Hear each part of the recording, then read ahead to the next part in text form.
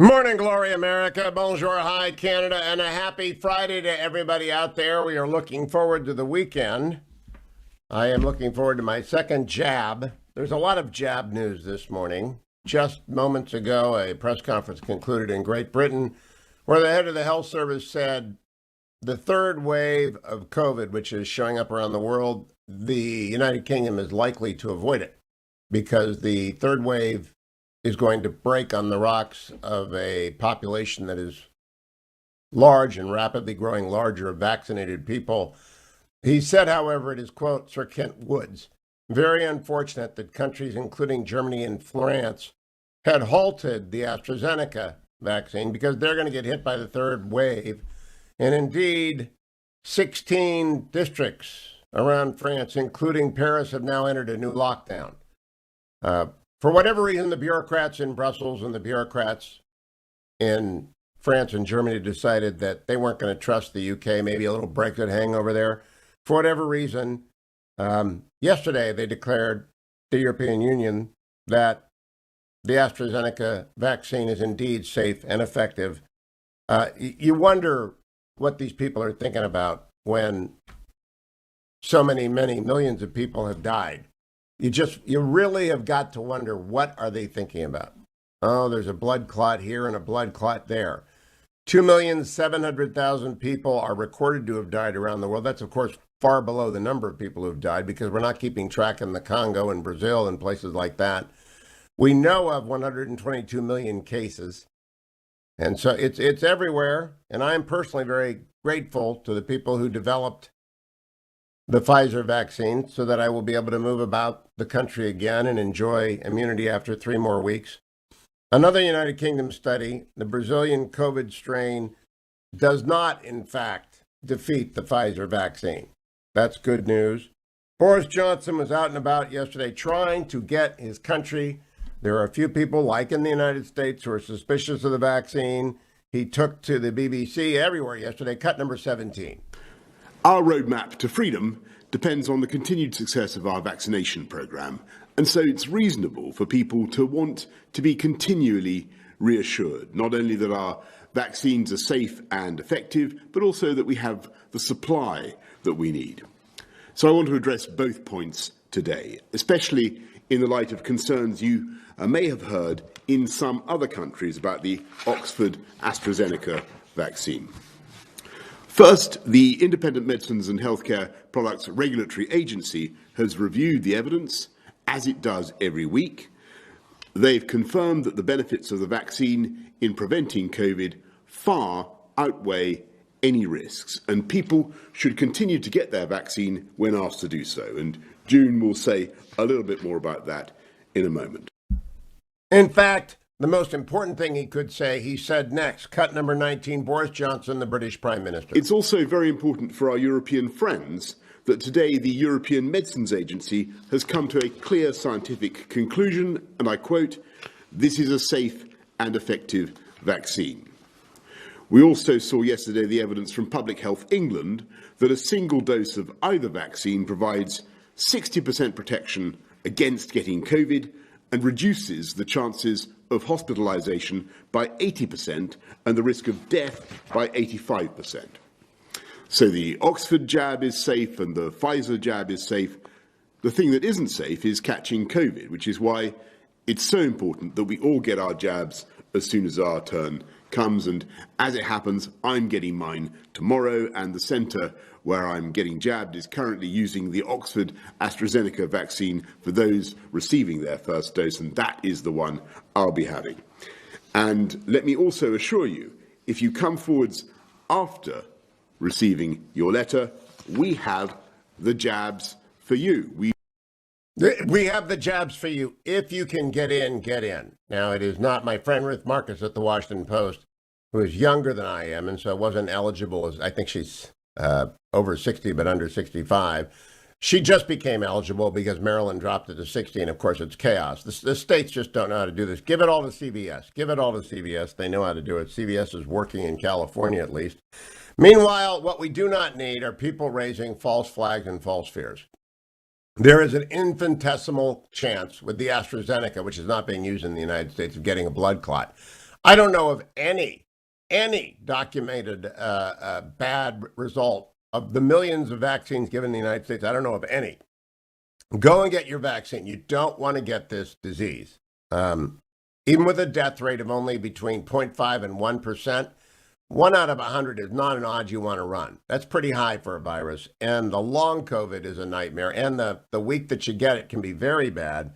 Maggie Hassan, though, the nitwit senator from New Hampshire yesterday, gets on the Senate Health Committee and goes off on a weird tangent, cut number 13. Yeah, I appreciate that. I just also want to point out that as a civil rights issue, the Americans with Disabilities Act does apply here. And it's really critically important that whether it's a telephone system that somebody who has a hearing impairment can use, or a screen that somebody with a visual impairment can use, or a vaccination site where somebody who might have difficulty being exposed to bright lights or a lot of noise for long periods of time has space to be. These are all requirements under the law for access. And it's another time we'll have another discussion about how far the healthcare system has to go in this kind of accessibility generally. But for vaccinations right now... But we just have a discussion about you getting beat by Chris Sununu because you don't make a lot of sense. I mean, worrying about the brightness and the lights at the vaccination center is not actually America's biggest problem right now. America's biggest problem is that the states like California and New York, the red states, and Maryland, the blue states, do not have a clue how to roll this out, whereas Ohio, red state, did. A couple of quick foreign affairs. Anthony Blinken, Secretary of State Blinken, met with the Chinese yesterday, cut number 14. China has a unique relationship with North Korea.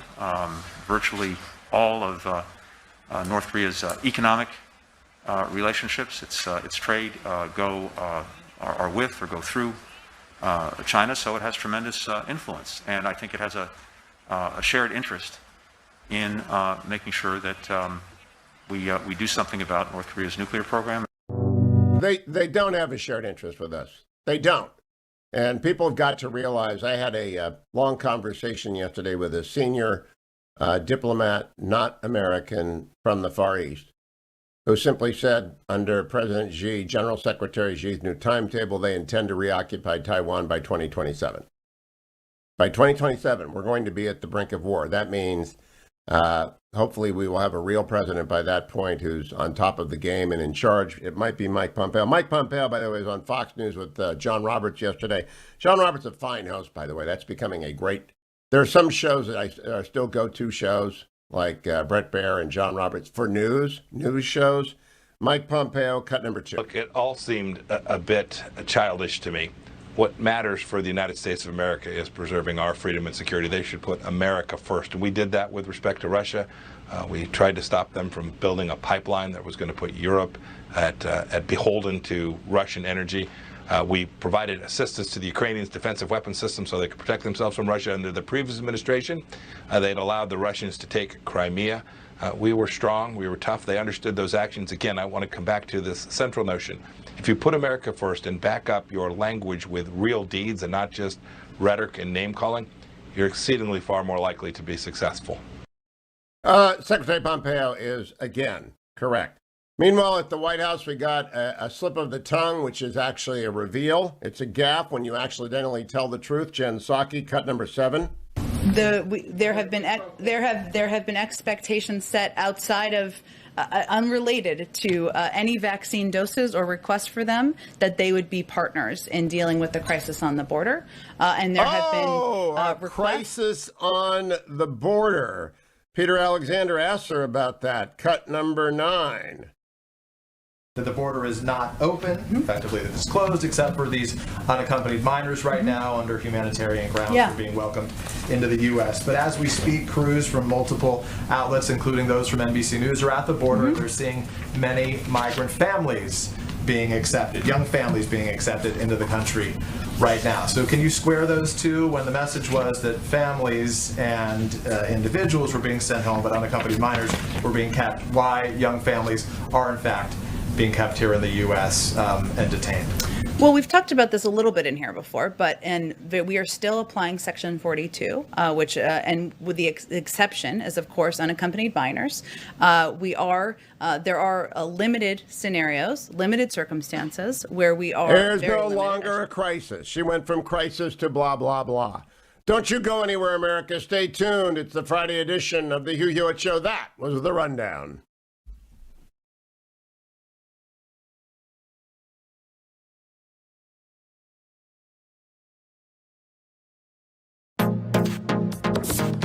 Trending now on America First with Sebastian Gorka. It is pretty remarkable. So about 2 weeks ago, we had a story in Just the News that a major Democratic bundler, a guy named Imad Zuberi, had been sentenced to 12 years in prison for a extensive scheme to route foreign money to Barack Obama, Joe Biden, Hillary Clinton, it seemed like an open and shut case of a Democratic scandal. Keep that in mind. Remember, Joe Biden keeps saying there wasn't a hint of scandal during the Obama years. Well, the Justice Department would like to differ because they have now convicted Imad Zuberi of routing millions of dollars of illegal foreign money to Barack Obama, Hillary Clinton's campaign. Crime committed. Yeah. Obama, Biden, Hillary, millions of dollars illegally funneled from foreign actors through this man's offices, Imad Zuberi. And then he pleads guilty to it. He pleads guilty. He goes to prison for 12 years. But you, because you've been in the business for decades and you understand what the acronyms hide, what did John Solomon see in those filings? There was one document where I think the judge mistakenly left blank an acronym that stands for the Classified Intelligence Protection Act, CIPA, C-I-P-A. What does that mean? It means that spy agencies and spy information was involved in this case. And the first thing I'm thinking is, how could there be spies involving in political donations? There's nothing to do with espionage. Right. And so that piqued my curiosity. So the antennae went up. John Solomon realized there's a bigger story. And what's the biggest story? Let's start digging. And here's what we found out. That the entire time he was routing money and raising money for politicians and going on trips with John McCain and Lindsey Graham and raising money for Barack Obama, Joe Biden, he was working with the U.S. intelligence agencies in a significant way. How significant?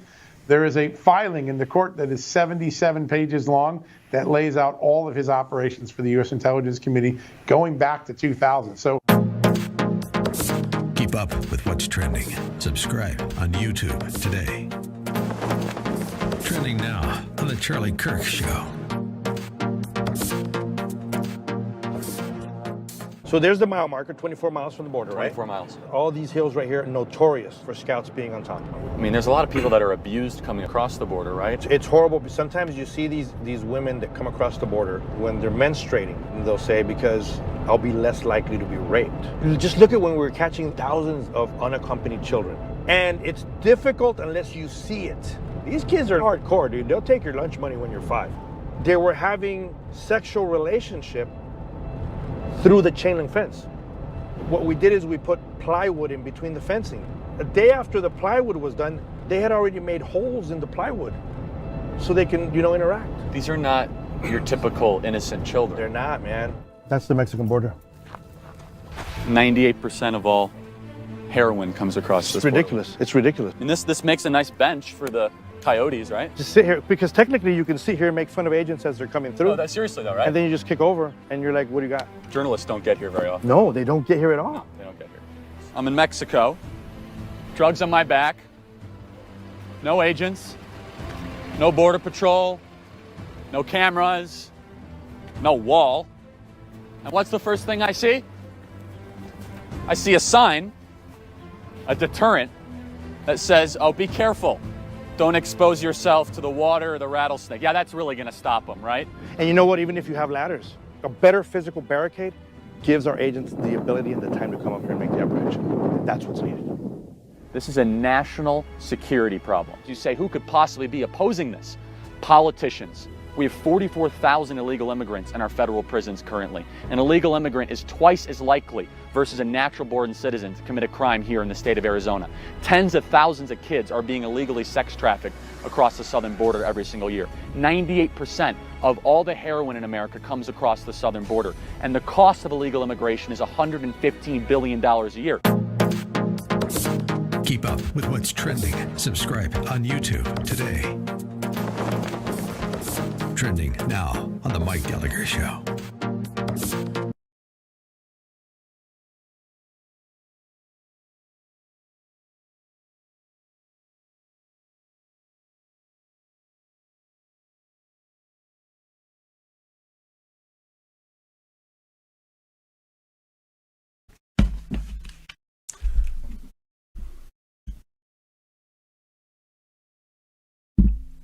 Welcome back, America. Good news from the Middle East as well. In my virus news, the positive test rate in Israel, where they have reached more than 60% vaccination level for the entire population, has dropped to 2%.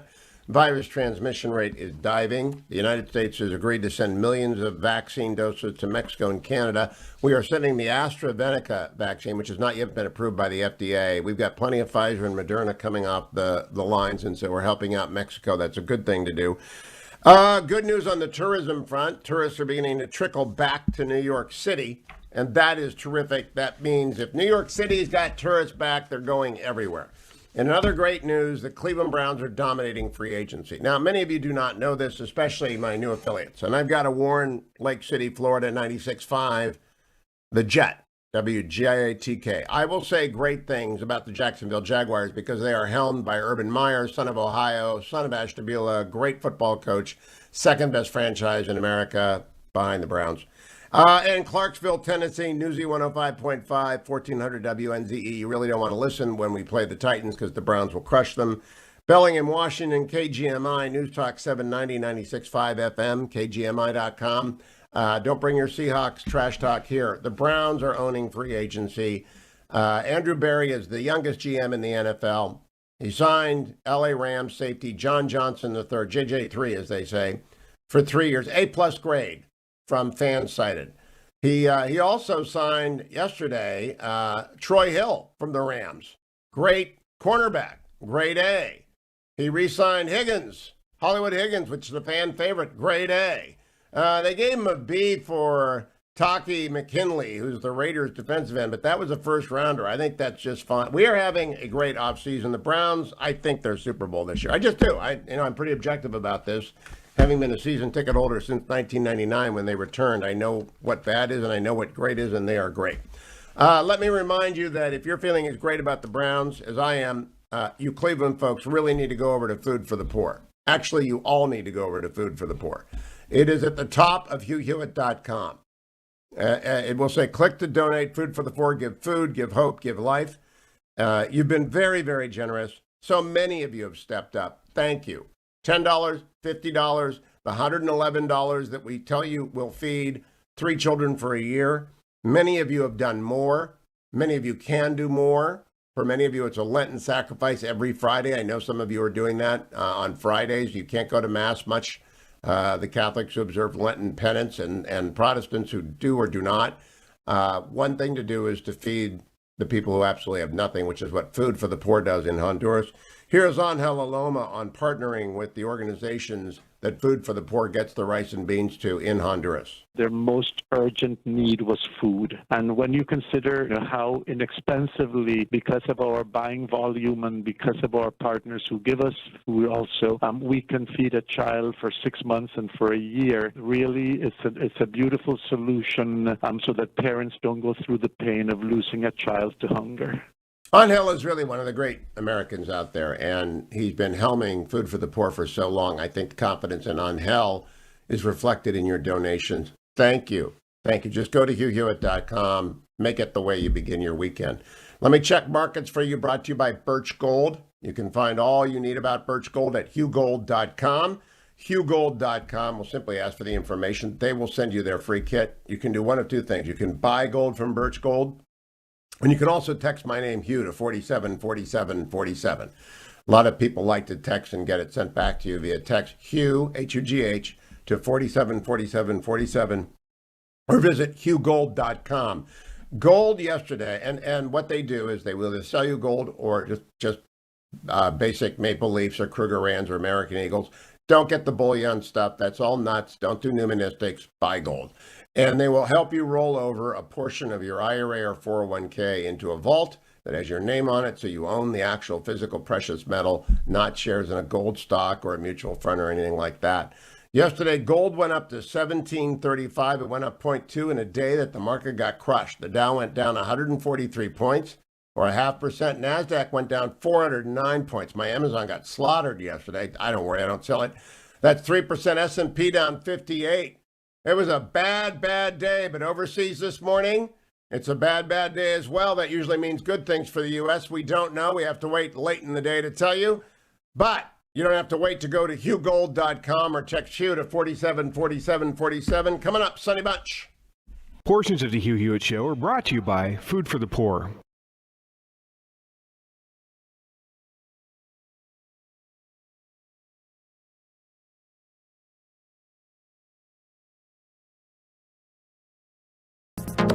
Trending now on the Mike Gallagher Show. Listen, there are people who are now saying on the Cuomo scandal in New York, there was somebody who literally said, well, at least Cuomo was wearing a mask and Biden wasn't wearing a mask. Trump wouldn't wear a mask. He made fun of masks. At least Cuomo. Listen to this. This is a member of the New York Times editorial board talking to MSNBC, Cut 8, Mara Gay. Listen to this is how people are now about masks.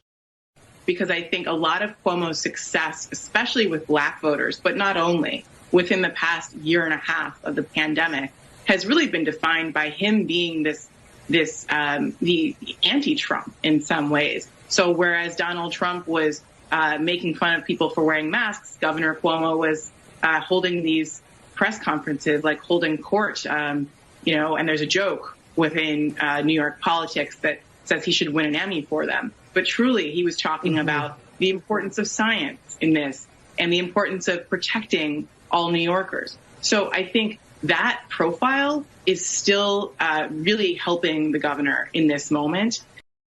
That profile, I see. So Cuomo was pro-mask while Trump wasn't. Don't pay attention to all those thousands of elderly people who died in New York and then Cuomo trying to cover it up and lie about it. Don't pay any attention to the 7 accusers that say that Cuomo did everything from being sexually inappropriate to assaulting them. He wore a mask. Keep up with what's trending. Subscribe on YouTube today. Trending now on the Dennis Prager Show. It is not normal, and my best argument is my antipathy to the veil that many Muslim women wear. It dehumanizes them. So why doesn't this mask dehumanize you? There used to be a saying about someone who did something shameful. This guy can't show his face around town anymore. Show your face. That's you. It may be fair, it may be unfair. That is you. You're hiding your face for a year for no good reason? I see these ads for masks. Do you know, we all fantasize, and I'm not speaking about the erotic, I'm speaking about fantasizing other things. So we all fantasize something that would just change a lot. I have one. Here's a fantasy.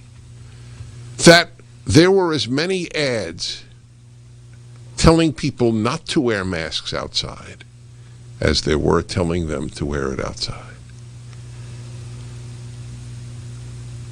But no, I'll bet you no billboard company would put it up. Right?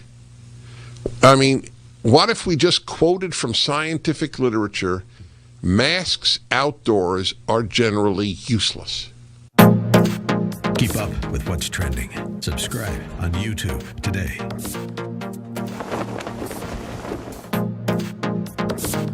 Trending now on The Larry Elder Show.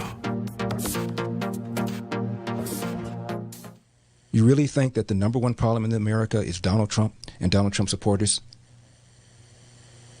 as opposed to a country now where almost 40% of kids brought into the world are brought into the world without a father married to the mother?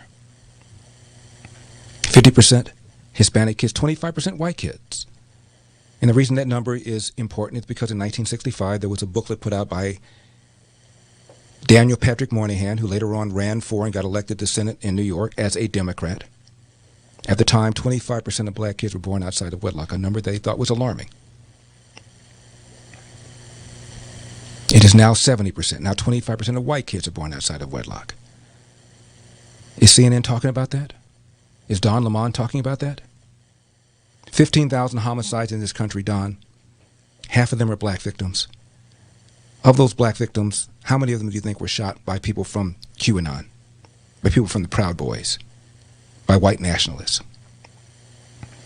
The real issue going on with black people in this country, Don, since you're so concerned about the black community, it's not white nationalists, not Confederate statutes, not QAnon, but the fact that in my state of California, one of the wealthiest states in the Union,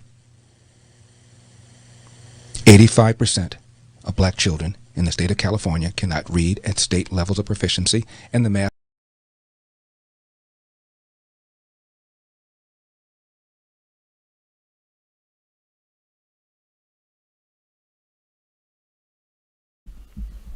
Welcome back, America. Good Friday to you. On Fridays, we check in with Sonny Bunch, our resident film critic, because we need to know what to watch, even if we can't go to the theaters. Although, Sonny, second jab tomorrow. I'm back in the theaters in 3 weeks. I'm very excited.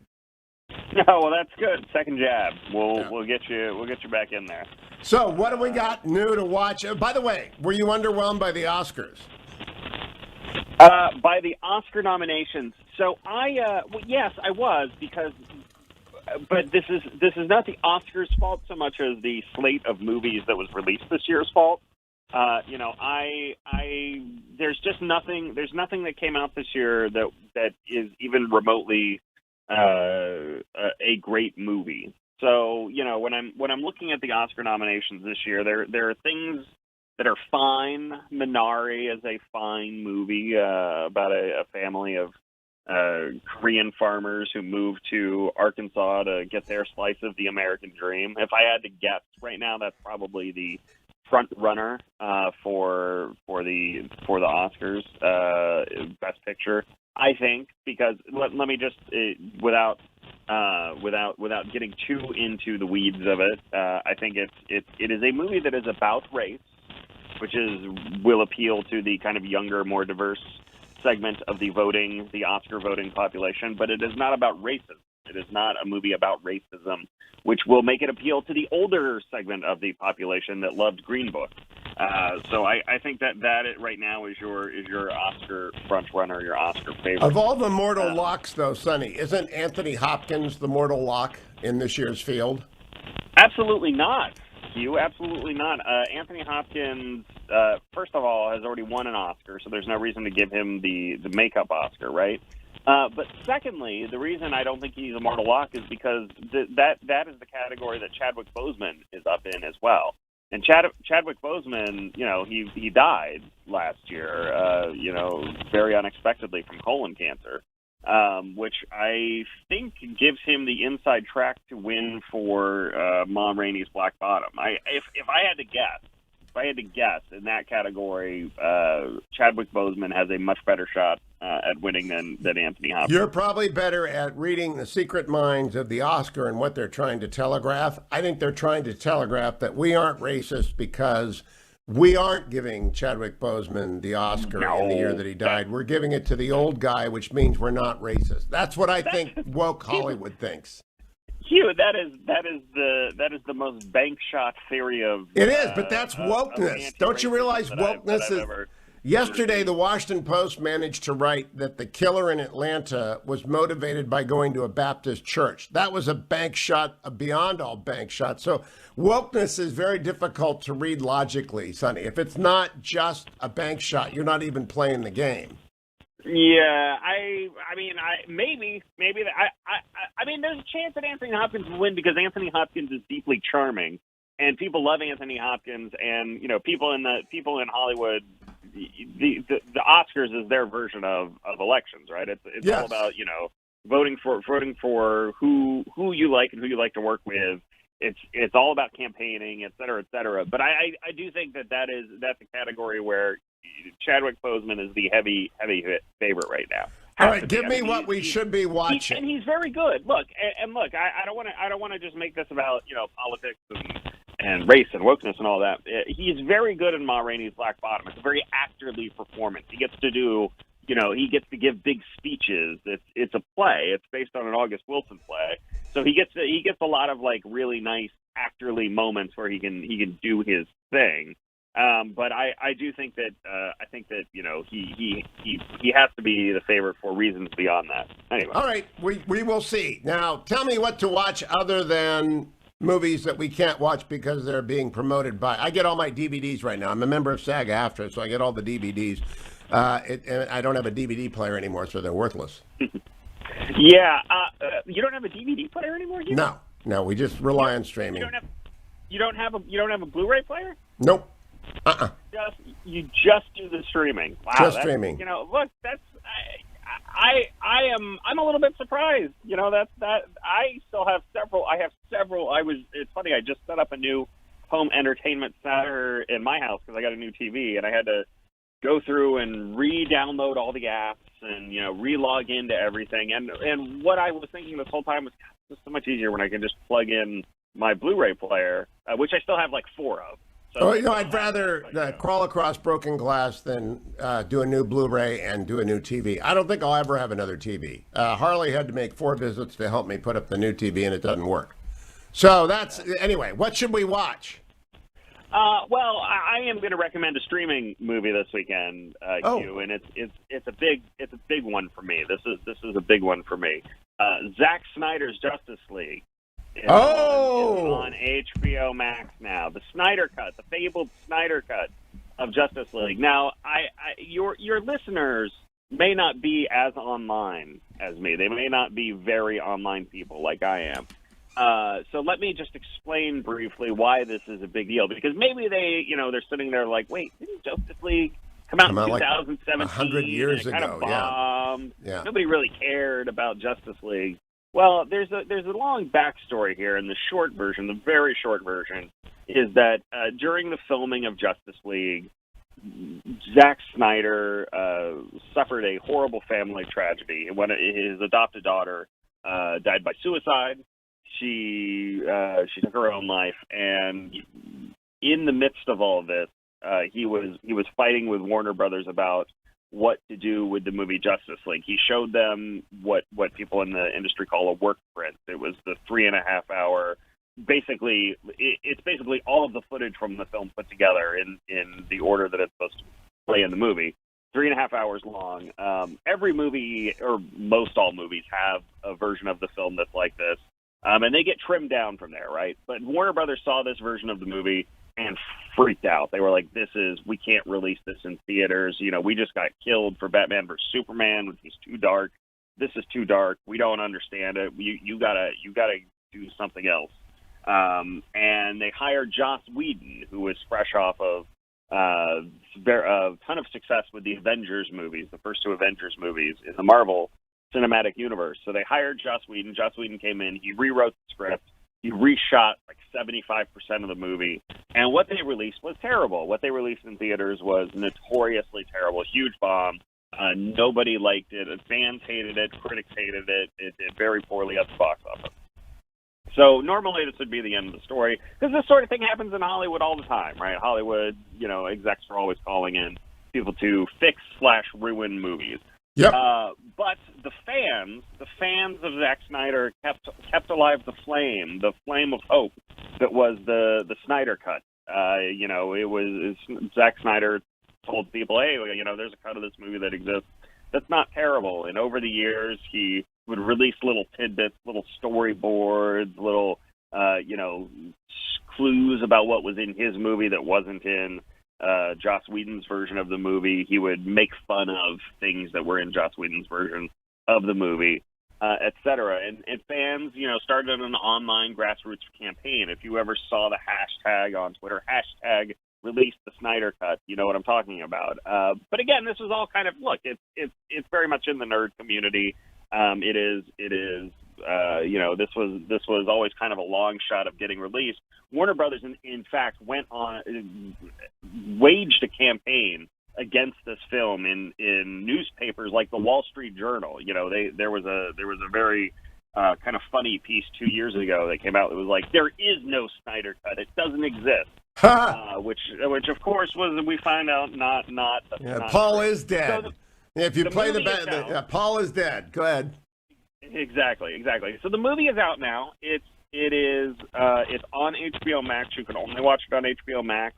Warner Brothers realized that when they're trying to put together the streaming service, they need something big and original to the service. They're like, well, we've got this 3.5-hour version of Justice League. Let's put that out there. And Zack Snyder was like, I want it to be 4 hours. I want to shoot more. I want $70 million more, and I want to go out there and I want to make this movie longer and better. And that's what he did. I mean, well, he made it longer, certainly. The version of Justice League that is on HBO Max right now, look, I liked it a lot because I am a total sucker for Zack Snyder, who directed 300. He directed Man of Steel, the Dawn of the Dead remake back in 2004.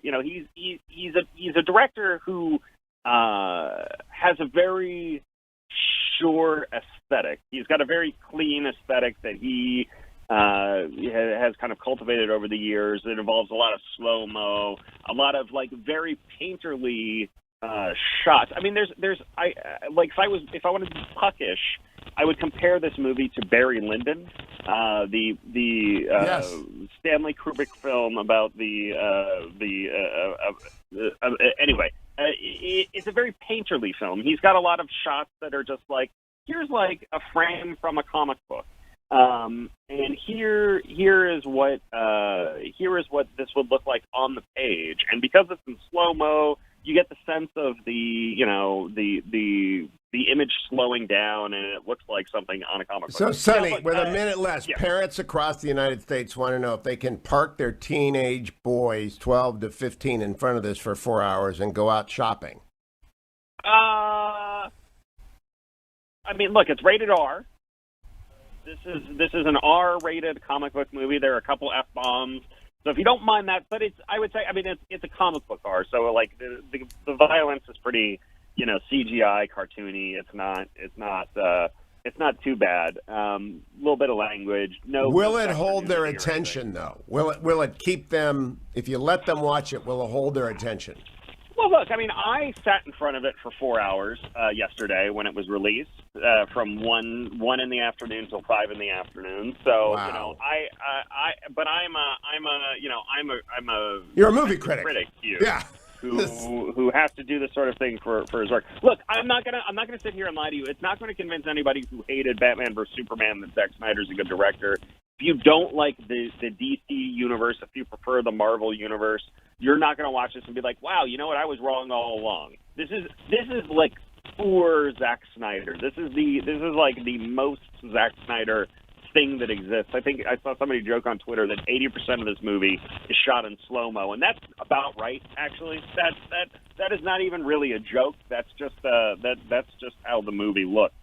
But I kind of loved it. And the thing I love the most about it is that it's a huge win. It's a huge win for the fans. It's a huge win for the idea of artistic integrity in the world. And it's a huge win for showing all the studios that they've got to use the streaming world differently because there's money to be made there. Sonny Bunch, at Sonny Bunch, go and watch him.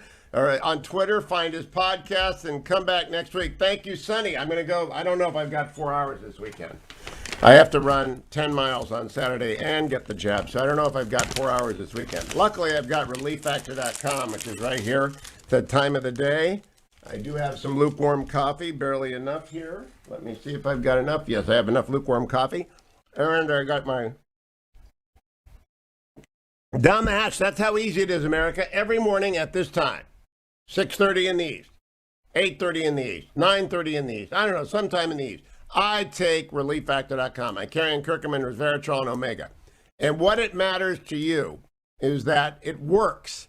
Tens of thousands of people take it every single day, as I do, and I always urge you to put a bag in your car. And the reason we take it, very simply put, is we got to stay active. We got to stay moving. We got to keep it going. If you want your life to be long and well-lived, get some relieffactor.com. Stay active, exercise, come right back. Tarzana Joe is next on the Hugh Hewitt Show.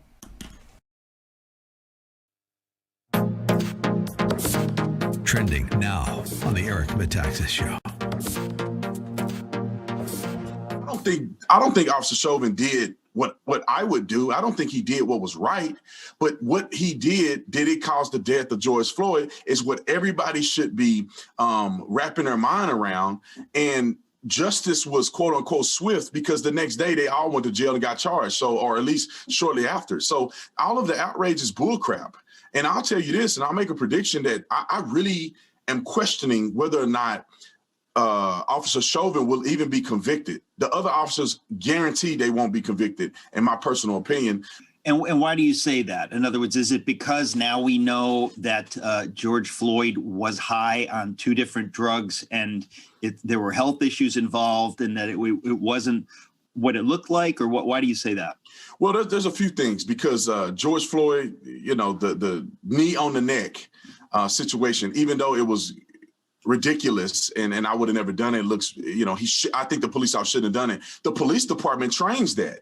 So he was in protocol of the police department. The police department will be held liable for his actions taken because that's a trained use of force. So when you talk about malice, when you talk about intentionally doing something that's breaking the law, Chauvin was not breaking the law by using that tactic that was taught. He was also performing his duties as a field training officer, which he was teaching other officers those tactics and he was instructing them to do according to the training in the academy. So it's going to be an uphill battle for them to prove beyond a reasonable doubt that Chauvin was the primary cause of George Floyd's death and not the fatal amounts of fentanyl and methamphetamine in his system.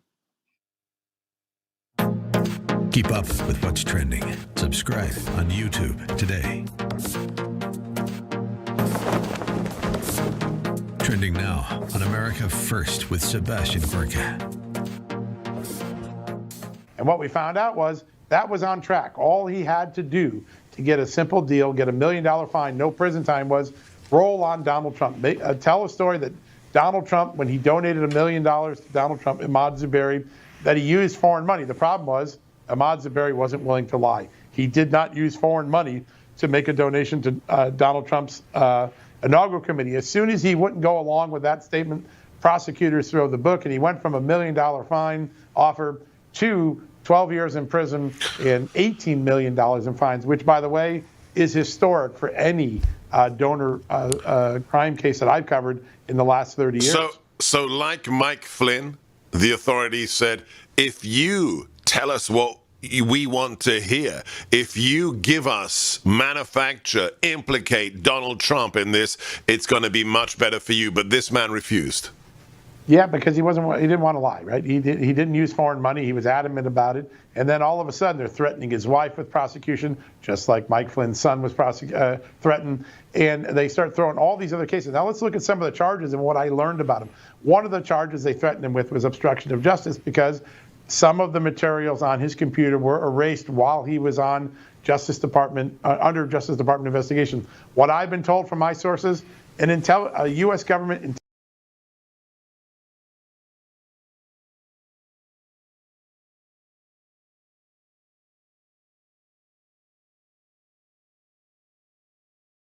Joined now by the poet laureate of the Hugh Hewitt Show, Tarzana Joe. Good morning, Joe. Are you ready to rhyme? I am indeed. It is the correct time. All right. Very good. When times are rough and troubled, when nothing goes as planned, the people look for leadership to show a steady hand. Calm amid the panic, positive and wise, someone with the sense to see the truth between the lies, a person of experience, a voice with hope and wit, who presented with a puzzle sees how all the pieces fit.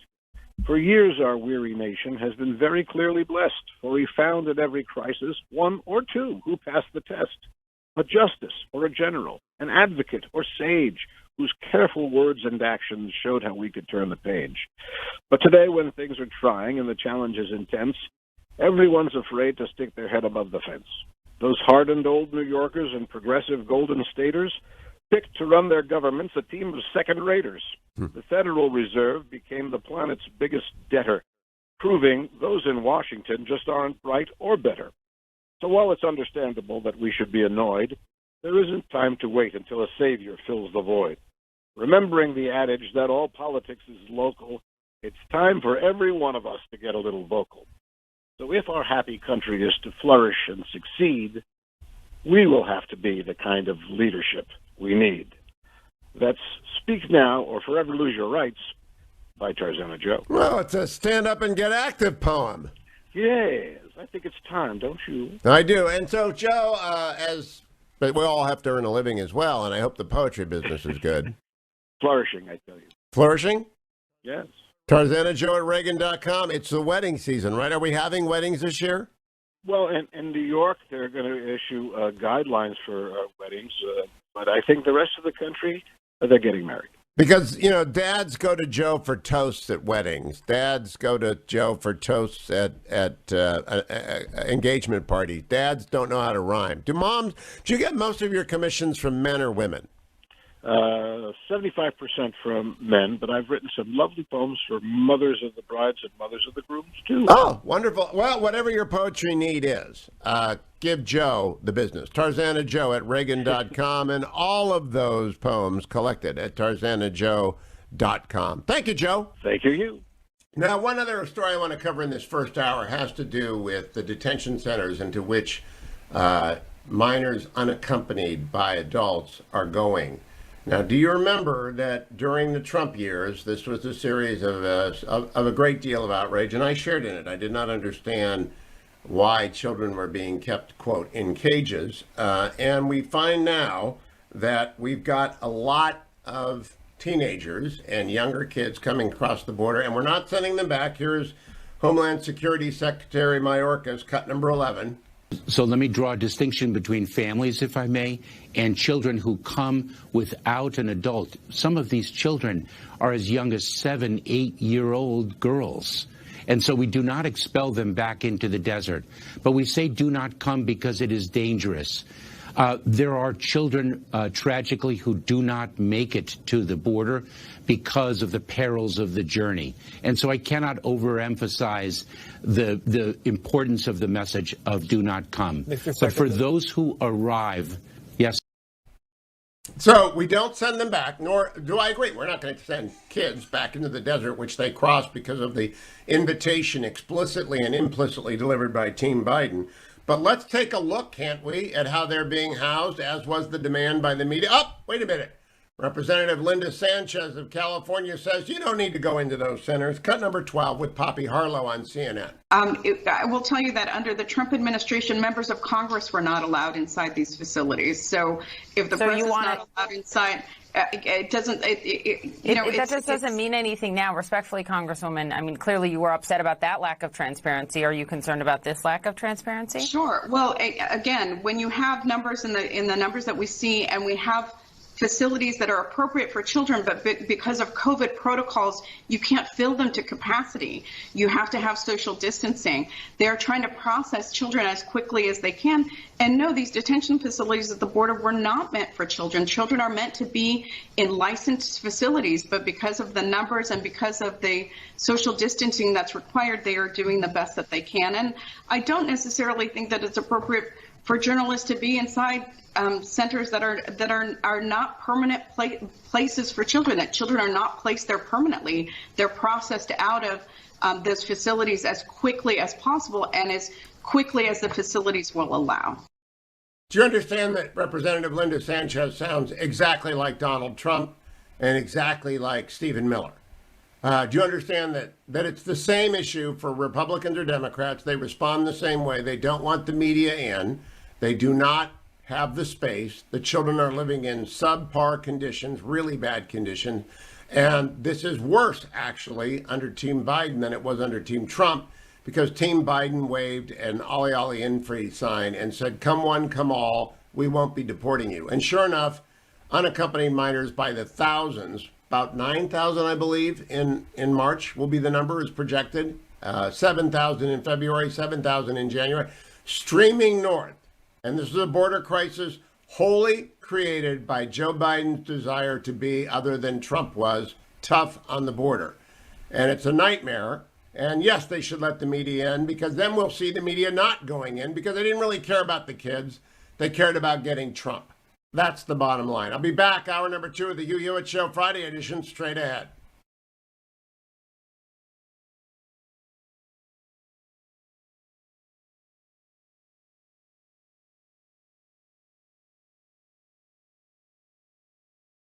Trending now on the Charlie Kirk Show. So she resigned because of whatever. She had some unforced errors. Yep. Yeah, there you go. That's a good way to put it. And then you won the special election, which really kind of shocked the world a little bit. Yeah. Especially the margin during the virus. And you served a really short term and ran again. Yep. And so 333 votes. Kind of walk us through how you were able to win. This was a top 10 race across the country. It was. Pelosi was spending a lot of money on this race. She wanted it back. And you won by 333 votes, which is one of the reasons why the margins for Pelosi for her speakership are so thin. That's right. And I actually think the Cook Political Report had your seat as like a lean Democrat, if not at best toss-up. Right. They changed 3 times in the course of 4 months. It started with a likely Dem, then it went to lean Dem, and then to toss-up. And then we won by 9 points. And it's like, hey, guys, we saw this coming. Sure. We knew the sentiment on the ground. I don't get in any fights that I don't think I can win. And I knew we would be able to beat Katie Hill with her resignation and everything that lined up with the special election. That's how we ended up with a 9-point win. That margin of victory was even bigger than I had imagined. Mm-hmm. But we knew going into November with the presidential race on the ticket and the passion and the energy on both sides coming out in November that it was going to tighten up. And on election night, we were down 15%. Jeez. And over the course of 30 days, while they had the counters counting for literally 30 days, we ended up 333 votes. And it was literally hard work. We had the best grassroots campaign in the nation. Keep up with what's trending. Subscribe on YouTube today. Trending now on The Mike Gallagher Show. It doesn't change the absolute obsessive, compulsive craziness of, and what a production they go through for the vice president and the president to say a few words at a podium. The poor guy, there's people all around trying to get it ready. This is right out of like a bad movie.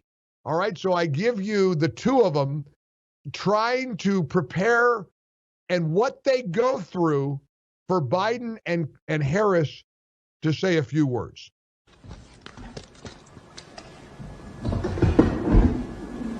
Wiping down the podium, opening the binder. You hear him scrubbing the podium down. Put your mask on. Take your mask off.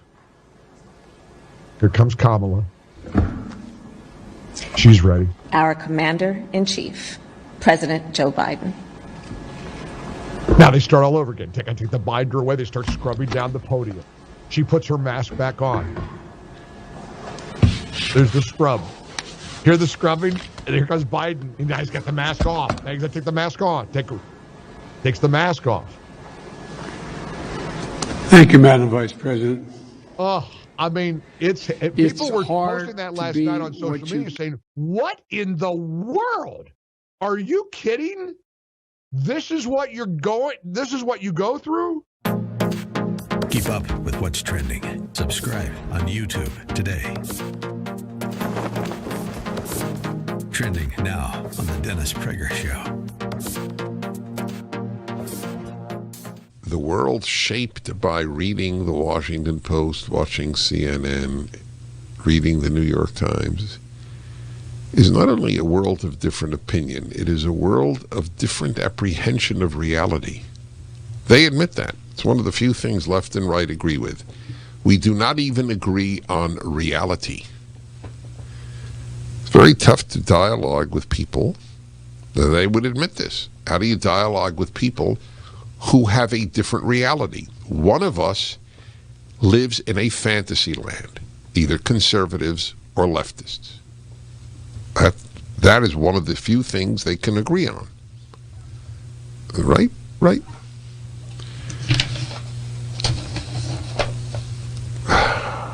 1-8-Prager-776. There is a piece. I want to get this. I actually contributed to her FundMe page. Gateway Pundit and other places, but the left won't report this, I bet. I couldn't find one left-wing source. If this article is accurate, that's why you didn't send it to me. However, so I checked. It's widely reported, and there are names, and it's a doctor. That's the reason I give it credibility. I want to say at the outset, if what I'm about to read you is not accurate, I am at fault for reporting it, and all the places that reported it, including a place you respect, Gateway Pundit. But they give the school name, they give the doctor's name. I mean, that's a lot. Keep up with what's trending. Subscribe on YouTube today.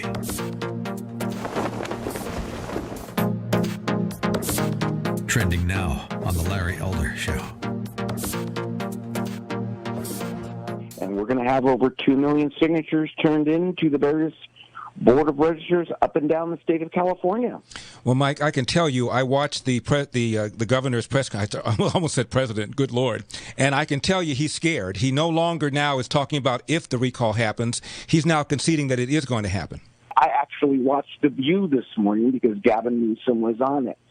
And I also find it interesting that he bothers to go on The View and other national shows, but isn't actually addressing the California press or even addressing, California-based shows like yours.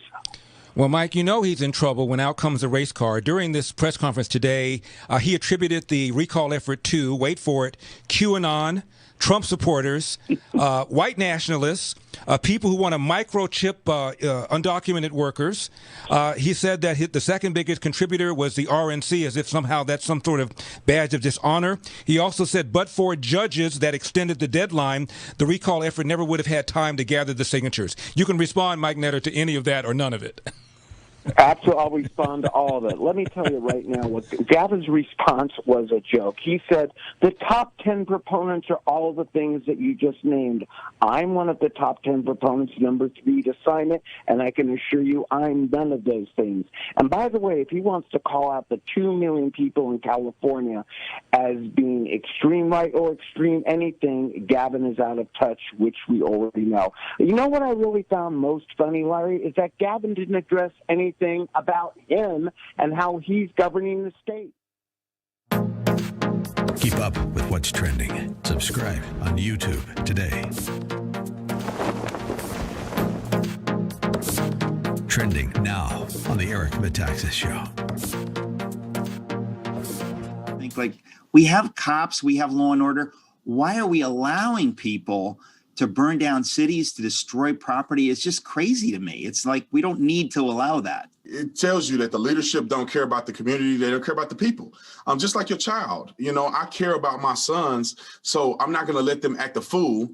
And I'm going to support them, but I'm not going to let them act out and ruin their lives and ruin their reputation and all of the above. I'm going to treat them right because I love them. If I didn't love them and didn't care about them, then I'd let them flip out, roll on the ground, cry, spout, lose composure, all of the above. And that's exactly what these leaders are doing in the community. They don't care. They think black people are animals. They think this is an appropriate response. These people deserve to burn down their own communities and burn down black businesses and have property value go down in these areas. It's racism in the fact that they think so little of black people in these inner city communities. And it's also racism because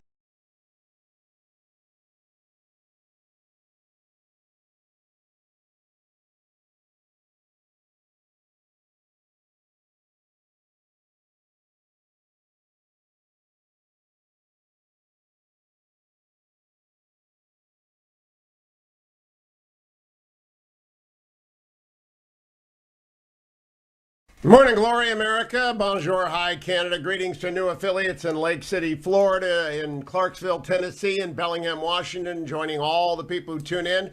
One of our regular guests is Congresswoman Liz Cheney of Wyoming, chair of the GOP House Conference. Good morning, Congresswoman. Welcome back. Hey, good morning. Thanks for having me. How are all the Cheney senior doing in this era of shutdown and isolation? Are they vaccinated yet? They're vaccinated and they got a new puppy. Oh, they're marching forward then. I'm not sure about the new puppy. Representative Cheney, yesterday there was a summit in Alaska. Tony Blinken and others meeting with Chinese counterparts. Very vague at the end of that. What did you expect to come out of that, if anything?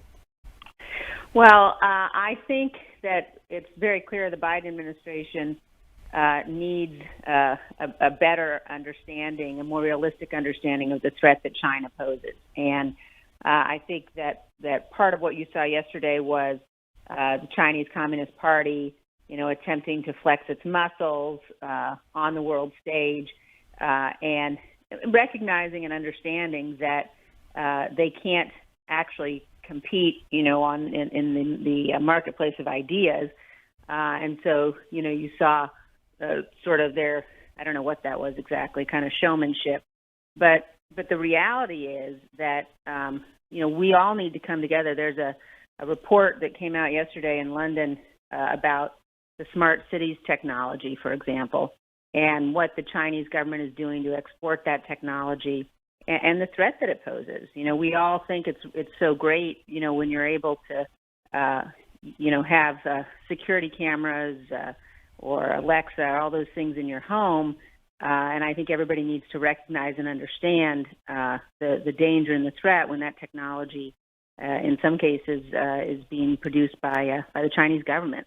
So just one example of the threat.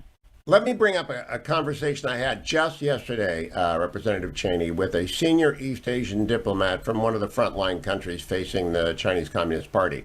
It is the opinion of this diplomat that General Secretary Xi intends to occupy Taiwan by 2027, that he's moved up his timetable, that it's a real threat, that the conflict there is real, and the ambition there is real. I don't think most Americans think about that. What do you think of that estimate of the Xi schedule? I think that is accurate, and I think that it points to how crucially important it is that we have the kind of deterrent structure in place, and the kind of deterrence both in terms of our capabilities and also in terms of the Biden administration taking a much clearer and harder line approach in terms of letting the government of China know that we're going to stand up for our allies, that we are making investments in the kinds of technology and the kinds of systems necessary to be able to do that.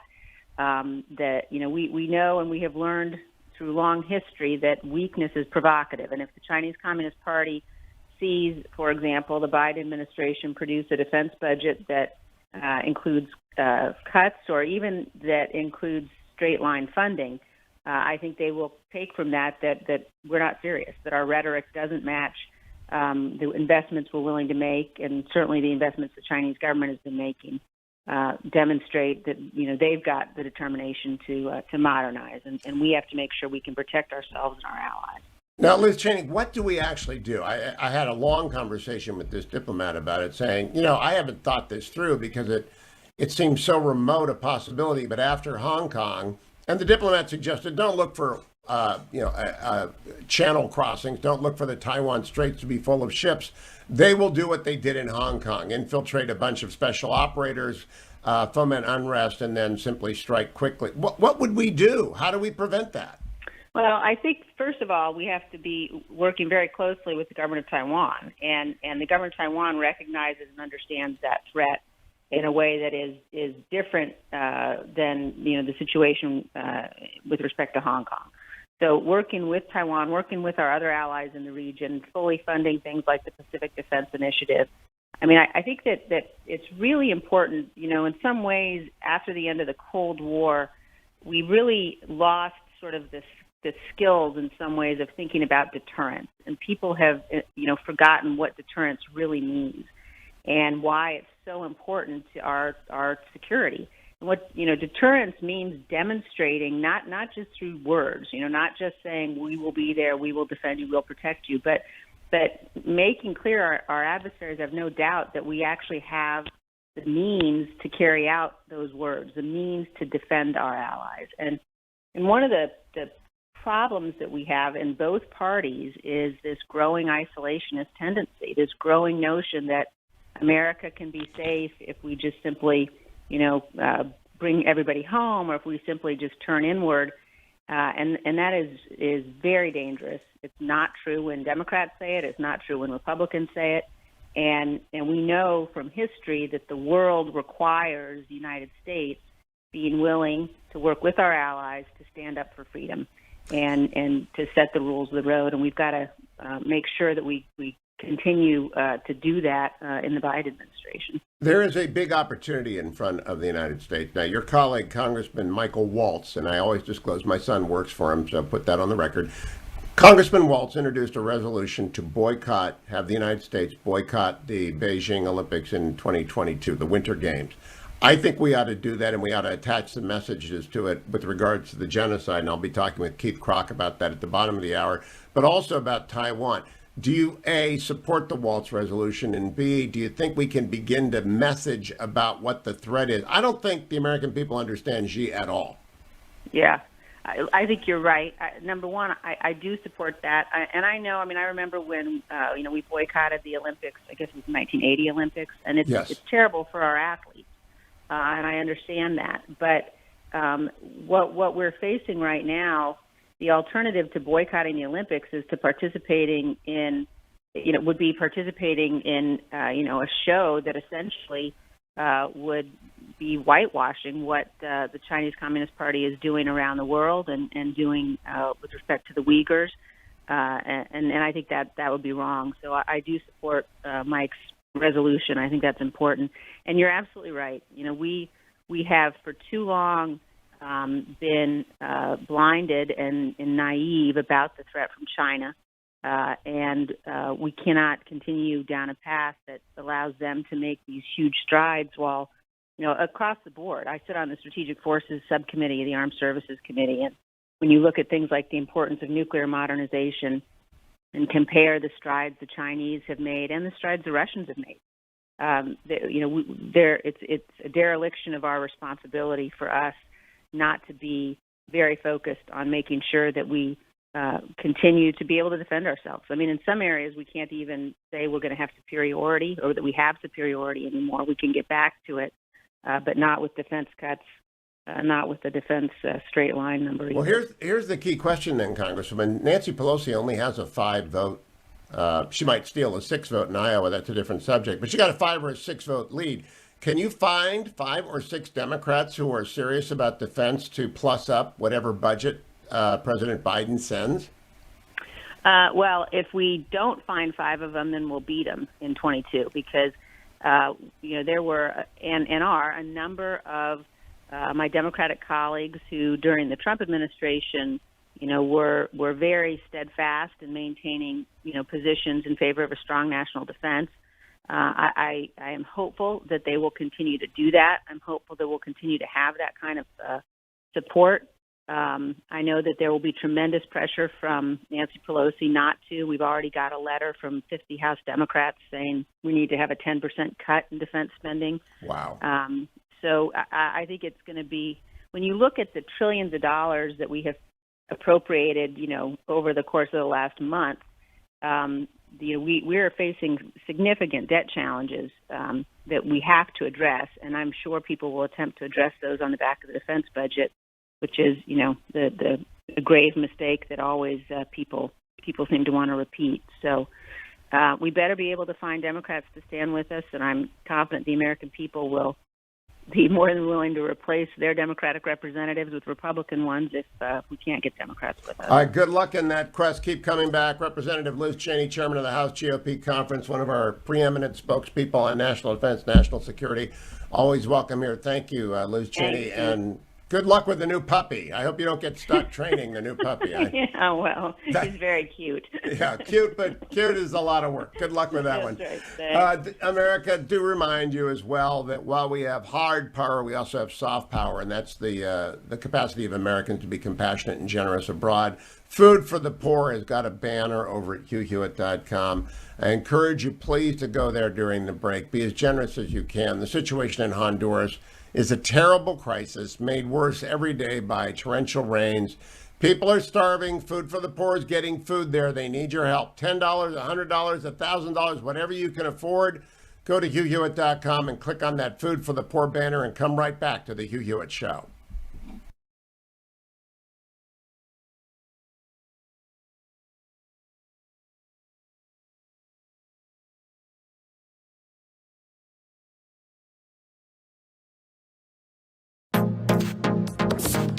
Trending now on America First with Sebastian Gorka.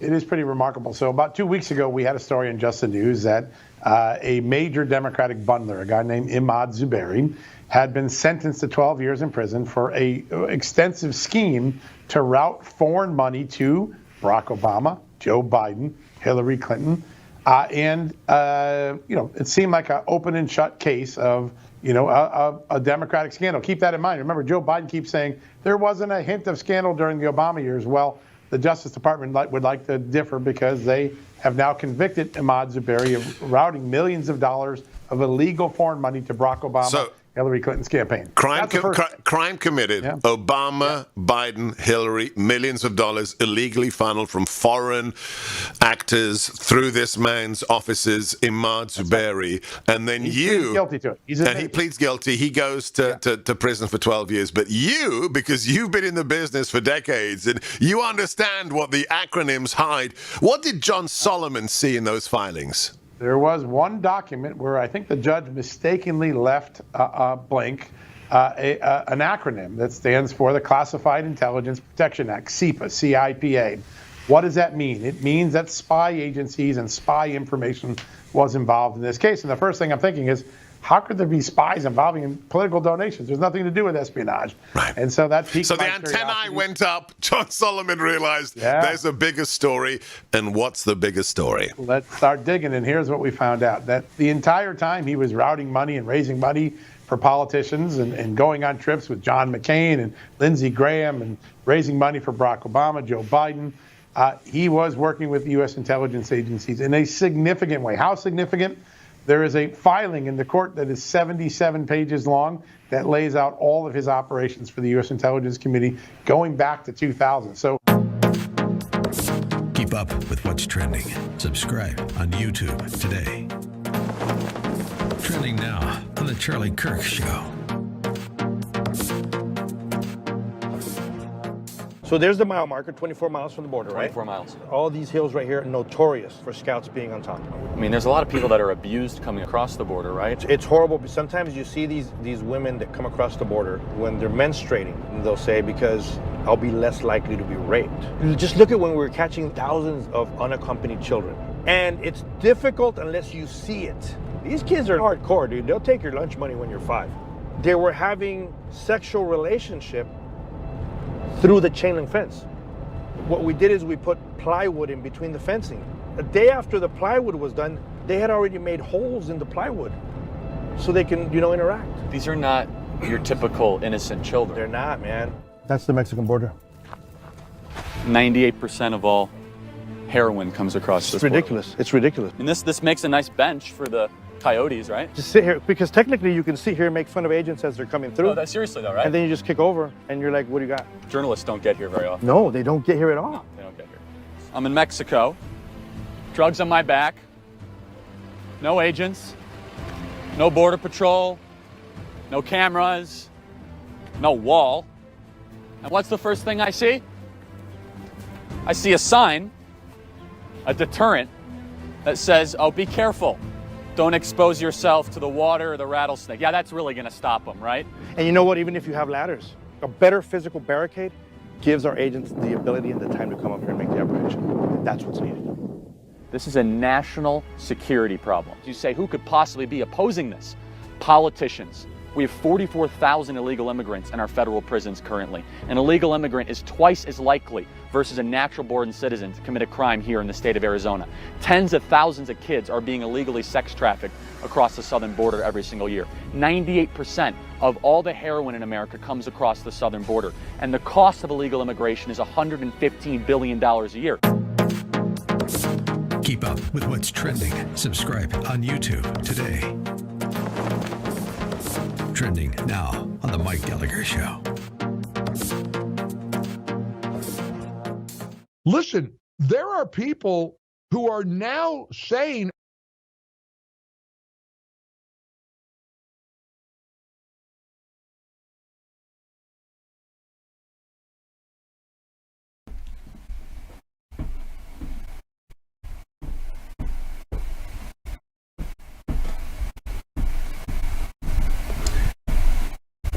Actually, the trains, boats, and planes are all heading to the United States with the open border, de facto open border policy of the Biden administration.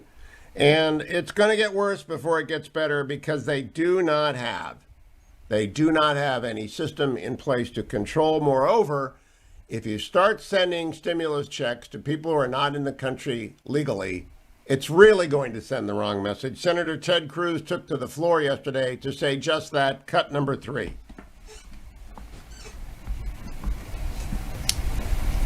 It is clear and indisputable that a significant number of illegal immigrants will receive checks and are receiving checks right now. All 100 members of this body were misinformed by the Democratic senator that no illegal aliens would receive fact checks, or would receive, rather, checks under stimulus checks. So I want to give my colleagues a chance to adopt the amendment now, with the correct information, with the true information, with the factual information. And I would note as well, in these deeply partisan times, it's easy for Republicans to throw insults at Democrats. It's easy for Democrats to throw insults at Republicans. Far too much of that occurs. The senator from Illinois, who is a friend who I've served with for 9 years, is a talented senator. I am not here suggesting that when he stood up and spoke on the Senate floor and said things that were absolutely false, that he did so knowingly and maliciously. I would certainly give the senator from Illinois the benefit of the doubt that he was in error rather than deliberately misstating facts. But the facts are now clear. We have a rule in this body, Rule 19, to reprimand any senator who impugns the character or integrity of another senator. I'm not going to seek refuge in that rule, although I think there's an argument that I could. But I will say this, that once the facts have been made clear, I hope my friend from Illinois will show the same principle Newsweek showed, to apologize, to say he was wrong and he's sorry for calling me a liar on the Senate floor and then going to Twitter to do so twice. I got to say, Ted Cruz doesn't hold back, and I'm glad that he doesn't. Look, the Senate's falling apart as an institution. Mitch McConnell is trying to save the filibuster. Hope that he does, because otherwise we are going to get a raft of absurd and terrible litigation. I want to do one business story. Yesterday, the NFL inked a deal that covers media rights for the next 11 years. It includes every Thursday night game is going to Amazon. Now, I always tell people the only stock I own is Amazon. Now I bought 2 more to diversify. I bought some Penn Gaming and I bought some Palantir. So I have 3 stocks, but mostly Amazon. The rest is all mutual funds because I don't know what I'm doing. But I got a diversification letter from the brokerage house saying you got to diversify. So I did. And Amazon, though, I kept it. And now they've just signed on the NFL for 11 years exclusively on Thursday night. Hooray for Amazon. Do you know how much the NFL was paid by all of the broadcasters, CBS, NBC, Fox, and Amazon? $110 billion over the next 11 years. There are 32 teams in the NFL. They share equally in the TV deal. I believe it's $300 million per team. I think that's what it is. It might be $3 billion per team. It can't be three. It might be $3 billion. Yeah, it's $3 billion per team over 11 years. $3 billion. So if your team says they don't have the budget to sign or extend their free agent quarterback, they're not telling you the truth. That means Baker Mayfield should get a 5-year extension immediately. It also means they got to give Nick Chubb 3 years. I'm talking about the Browns here. The Browns are having the best free agent season ever. I do a little bit of sports for my new affiliates. Only sports teams that matter are the Indians, the Browns, and the Cavaliers, plus the Ohio State Buckeyes, and now a little Jacksonville Jaguars because we love Coach Meyer. But if you've got a $110 billion contract divided by 32 over 10 years, you can sign all the players. Everybody is making money with the NFL. I guess we're past the bad part. Don't go anywhere, America. Keith Krach coming up next on the Hugh Hewitt Show. Portions of the Hugh Hewitt Show are brought to you by Food for the Poor.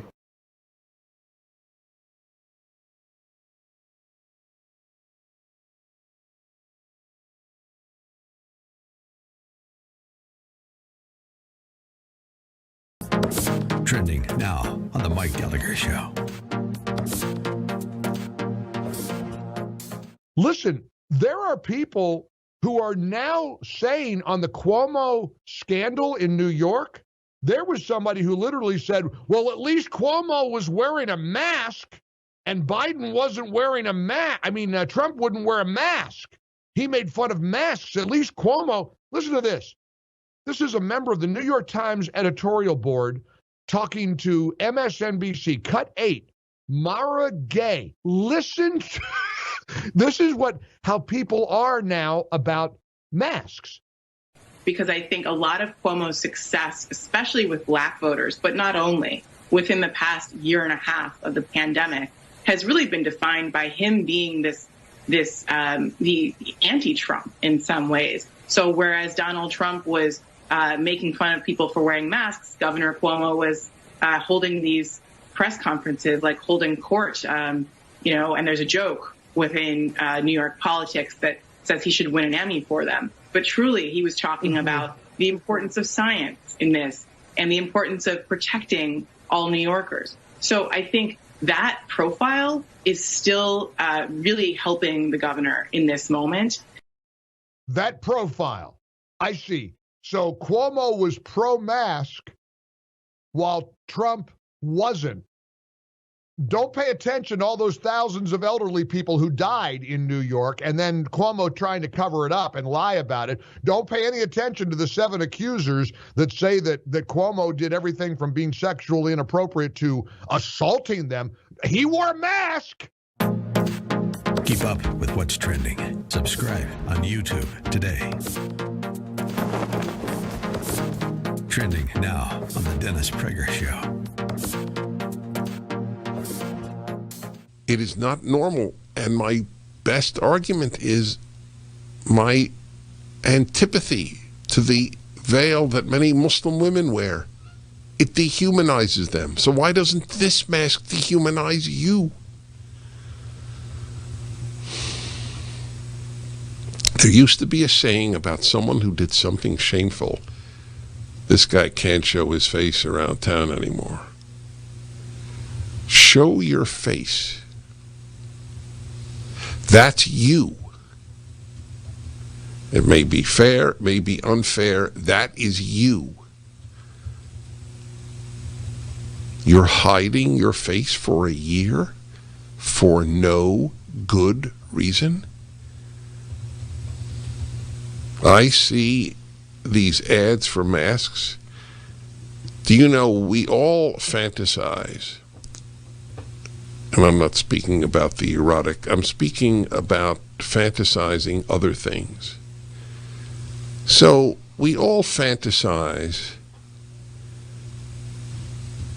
something that would just change a lot. I have one.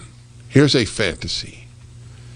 That there were as many ads telling people not to wear masks outside as there were telling them to wear it outside.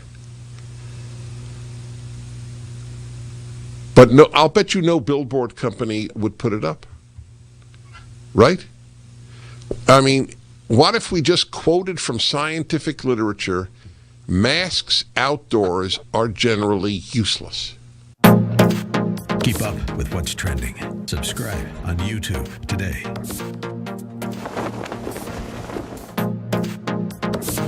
Trending now on The Larry Elder Show.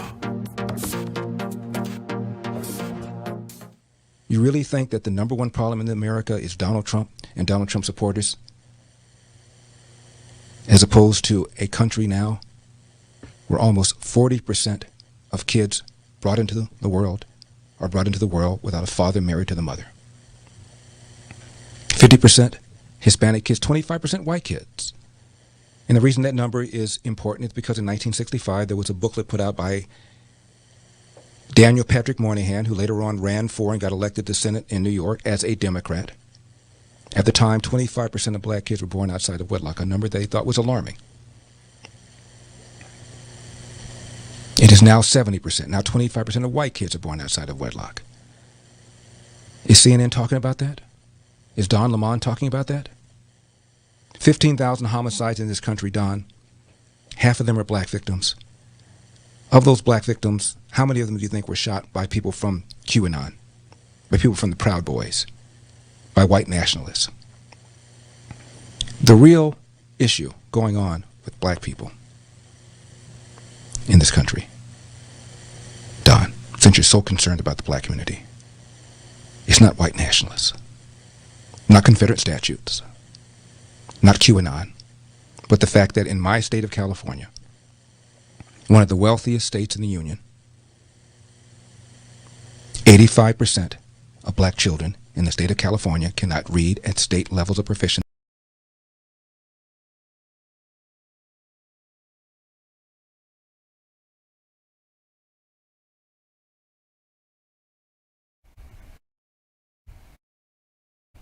Welcome back, America. Yesterday in Alaska, Secretary of State Blinken, National Security Advisor Sullivan met with China's chief diplomat and the senior advisor. The diplomat is Foreign Minister Yang and State Counselor Wang. They met and they exchanged very harsh words, with the Chinese telling the Americans, butt out, you've got your own problems with Black Lives Matter. I'm joined now by Keith Krach, who had previously served as U.S. Undersecretary of State and Chairman of the Board of Trustees at Purdue University. He's also the guy who founded DocuSign, so I think America's favorite Silicon Valley person. And Ellie Cohanim, who worked with him at State as the U.S. Deputy Special Envoy to monitor and combat anti-Semitism. They have taken to the pages of Newsweek. I've tweeted out the article to warn about the genocide underway in China and to stop it. Welcome to you both. Secretary Krach, if I can begin with you. What did you make of China's pushback to Blinken and Sullivan yesterday? You've got Black Lives Matter, don't bother us about the Uyghurs. I think that was to be expected, Hugh. I think that's classic. They're always deflecting that way. But the fact of the matter is, there is punishable genocide going on right now in Xinjiang. I think this is one of the most unified bipartisan issues. And, you know, if the United States doesn't speak up about this and do something about this, then nobody will. Ellie, you write with the Undersecretary that individuals can actually do something about this by contacting pension funds, investment funds. Explain what the individual responsibility is confronted with genocide. First of all, good morning, Hugh. And I think the first thing that the American people need to understand is that, in fact, there is a genocide taking place today in China of the Uyghur Muslims. And when we speak about genocide, the State Department in January came to this conclusion after a full investigation. So what are we talking about here? Well, we've seen photos come out of China where you see rows and rows of Uyghur Muslims with shaved heads, and they're shackled and they're waiting to be jammed onto trains and transported to over 380 concentration camps across China. We've heard audio recordings of party apparatchiks calling the Uyghurs malignant tumors, and their religion is a communicable plague. Now, Hugh, these are the same kinds of tactics that we saw the Nazis commit in Nazi Germany, where first they tried to dehumanize the Jews, and then they committed genocide against the Jews. And so the question I think that the world needs to understand is for 76 years following the Holocaust, we said never again. And if we mean never again, we have to take action. There is a genocide taking place right now today, and none of us can go to sleep at night with a moral conscience until we do take action against what's taking place in China. So, Keith Krach, why do you think American media is reluctant or simply indifferent to a genocide? It's a word with important meaning, precise meaning. The State Department went through a long process to establish it. And by the way, Secretary Blinken agreed with that definition during his confirmation hearings. There's no partisan disagreement here. It's a genocide. Why is that not getting traction in the American media? You know, I think it gets down to one of the things Speaker Pelosi said, and that is if America doesn't speak out against, you know, the human rights violations and genocide in China because of some commercial interest, then we'll lose all moral authority. And commercial interest, Hugh, it means a conflict of interest. So the media is in the same issue with regard to the biggest asset managers like BlackRock, the World Economic Forum, the ESG community, which is environmental, social, and governance standards. None of these guys have spoken out. And, you know, they're conflicted. If you look at what we've done, we have not only turned the other way, but we have funded China Inc. through our pension funds, university endowments, foundations, mutual funds, all of that. And what we really need to do as American citizens is speak out about it and actually hurt them where it counts, and that is in the wallet. And if it's not us, then I don't know who's going to do that. And, Secretary Krach, I just asked Liz Cheney at the top of this hour about Representative Michael Waltz's resolution. I always acknowledge my son works for Waltz, and I always put that out there. But Michael Waltz introduced a resolution. It's got a lot of support. Liz Cheney supported it to boycott the Olympics. And of course it will hurt our athletes, but don't go NBC, don't sponsor MasterCard, don't, whatever it is, don't do it. Is that going to work? Well, by the way, that is a great example because all these institutions support, you know, a noble cause and a high moral compass, and the Olympics as much as anybody else. So to have the Olympics in 2022 in China is hypocritical the way I look at it. Now, whether that'll happen, I don't know, because they get so much money from China, as does all these other organizations. They're conflicted, and that is why it comes down to the citizens of the world and speaking up, not just verbally, but also with your wallet. And, you know, that's one of the things that we said in this op-ed was to contact, you know, your pension fund or your wealth manager. And if they're invested in funds in China, you know, ask them about that and ask them why, because it's all B1 China Inc.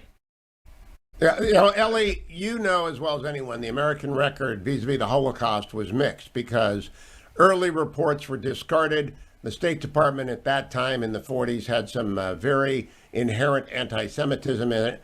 Do you believe that that record will prompt us to act more quickly here? And a second part to the question, do you expect Israel to boycott the China Games in 2022? Because of all the states in the world, Israel and the United States ought to be leading that effort. You're exactly spot on about the history, and I think that's why the moral imperative right now is that much clearer. Meaning that after the Holocaust, a lot of Jews asked themselves, well, how could the world allow that to happen? You know, how did they allow 6 million Jews to get murdered by the Nazis? And the answer was always, well, the world didn't know, right? Today, we know exactly what the Chinese Communist Party is committing against the Uyghur Muslims. We know, we've seen the evidence. Again, the State Department has done a conclusory investigation. And so there's no more excuses, right? No one can play ignorance right now. We know exactly what's going on there.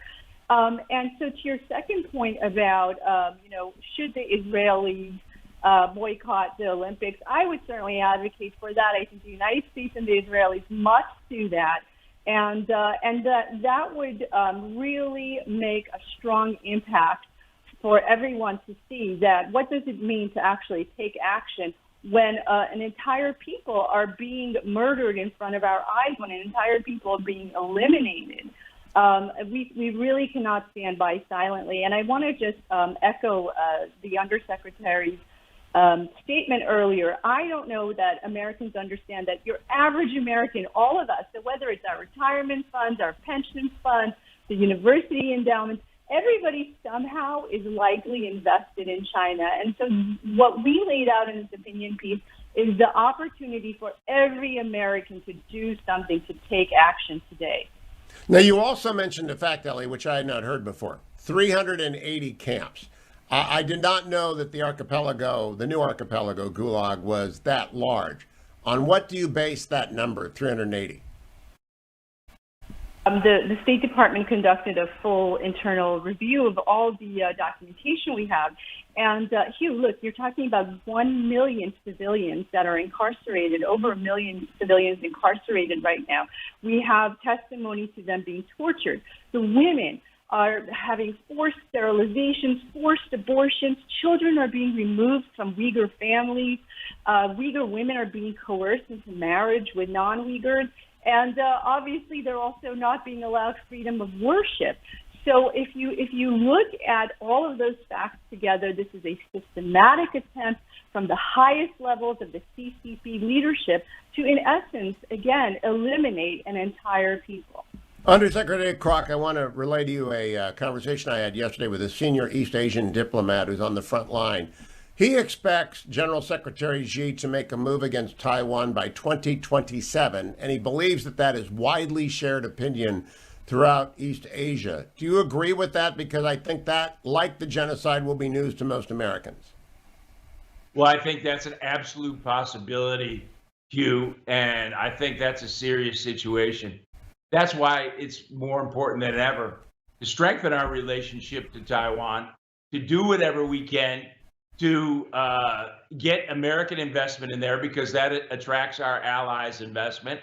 And you know, just like the whole China issue, you know, the biggest strategic asset we have is our network of trusted partners. And you know, that's what we did with the Clean Network. We shut down their 5G program.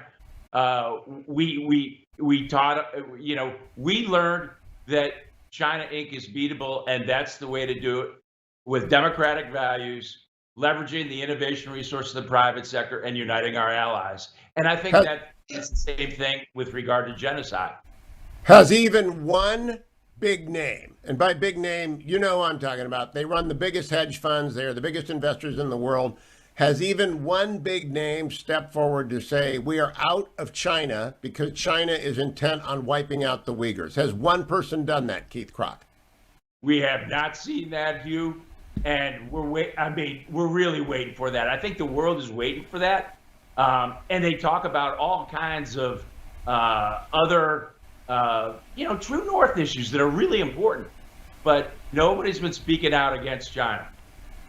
And Ellie, do we ask, I mean, at shareholder meetings, is it appropriate for shareholders to stand up and ask, do we have a policy about the genocide in China? I think that would be very effective. You know what, we have a good track record of that with Sudan in the past. So if we did it with Sudan, we can do it with China. There's no reason not to. Again, I think if every American does stand up and does hold their fund managers accountable, we can really have a huge impact on this conversation. And Hugh, I just want to say, when we say never again, we have to mean it. I mean, that's really my message to everybody today. When we say never again, we have to mean never again. And this is the moment for us to stand up for that. It's also a moment for broadcasters to realize when they have on captains of industry on CNBC and elsewhere, they've got to ask those individuals, will you disinvest from China because of the genocide? Keith Krach, Ellie Cohanim, thank you so much. Great piece in Newsweek. I have tweeted it out. Please go and send it everywhere, America. The first step is to make sure Americans understand. 380 camps with 1 million people. Systematic destruction of an ethnic minority. That's called genocide. Chairman Xi is leading it. Thank you both. Let me now turn to our hourly reminder. The weekend is upon us. It's an hour and a half away from me, and it's probably a day's work away for you. ReliefFactor.com. Get out there, and I don't know if I'm going to Huntington Beach tomorrow. I did that the last 2 weekends, and it's been beautiful. And I have to get my second jab tomorrow. So I got to make sure I can do that beforehand, before I get the second jab, because you're supposed to sort of take the day off after you get the jab. But I want to make sure that whether you're jabbed or not, you do get ReliefFactor.com. I carry in curcumin, resveratrol, and omega, 4 natural supplements, the only supplement I take. I've been in this business for 30 years. I got 400 affiliates listening to my new friends in Lake City, Florida, and in Clarksville, Tennessee, and in Bellingham, Washington.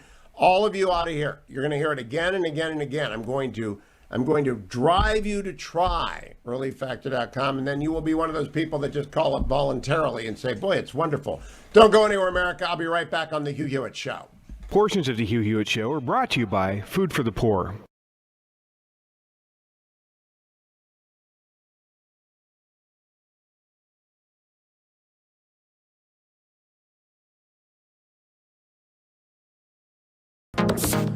Trending now on America First with Sebastian Gorka. And what we found out was that was on track. All he had to do to get a simple deal, get $1 million fine, no prison time, was roll on Donald Trump.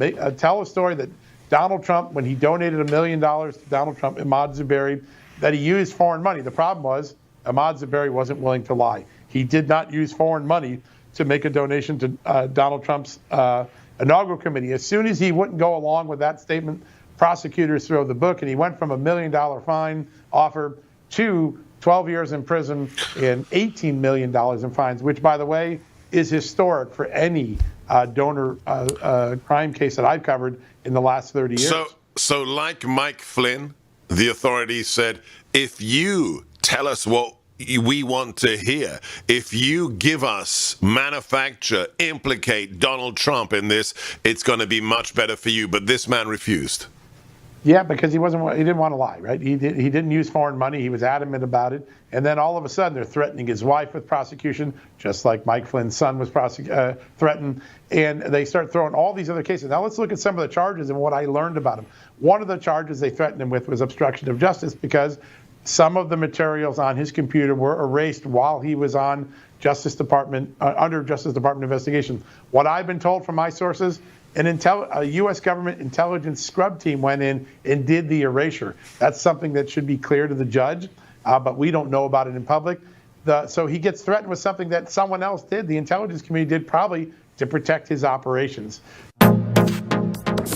Keep up with what's trending. Subscribe on YouTube today. Trending now on The Charlie Kirk Show.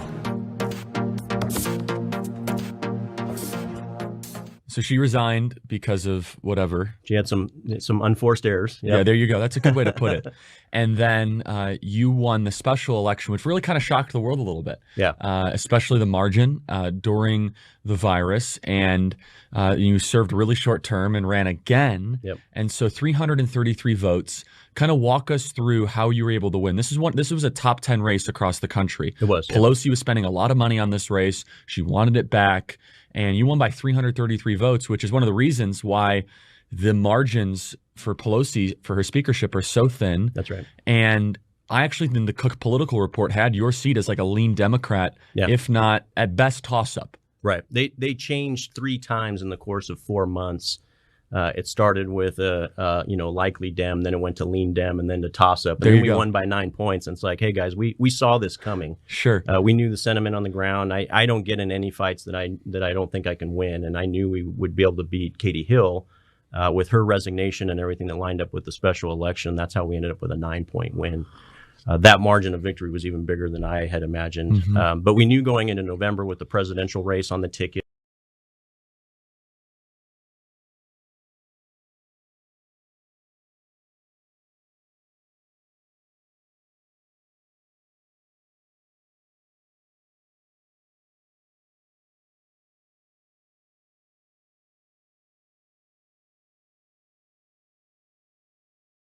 It's also very important for our European friends that today the European Medicines Agency has come to a clear scientific conclusion, and I quote, "This is a safe and effective vaccine."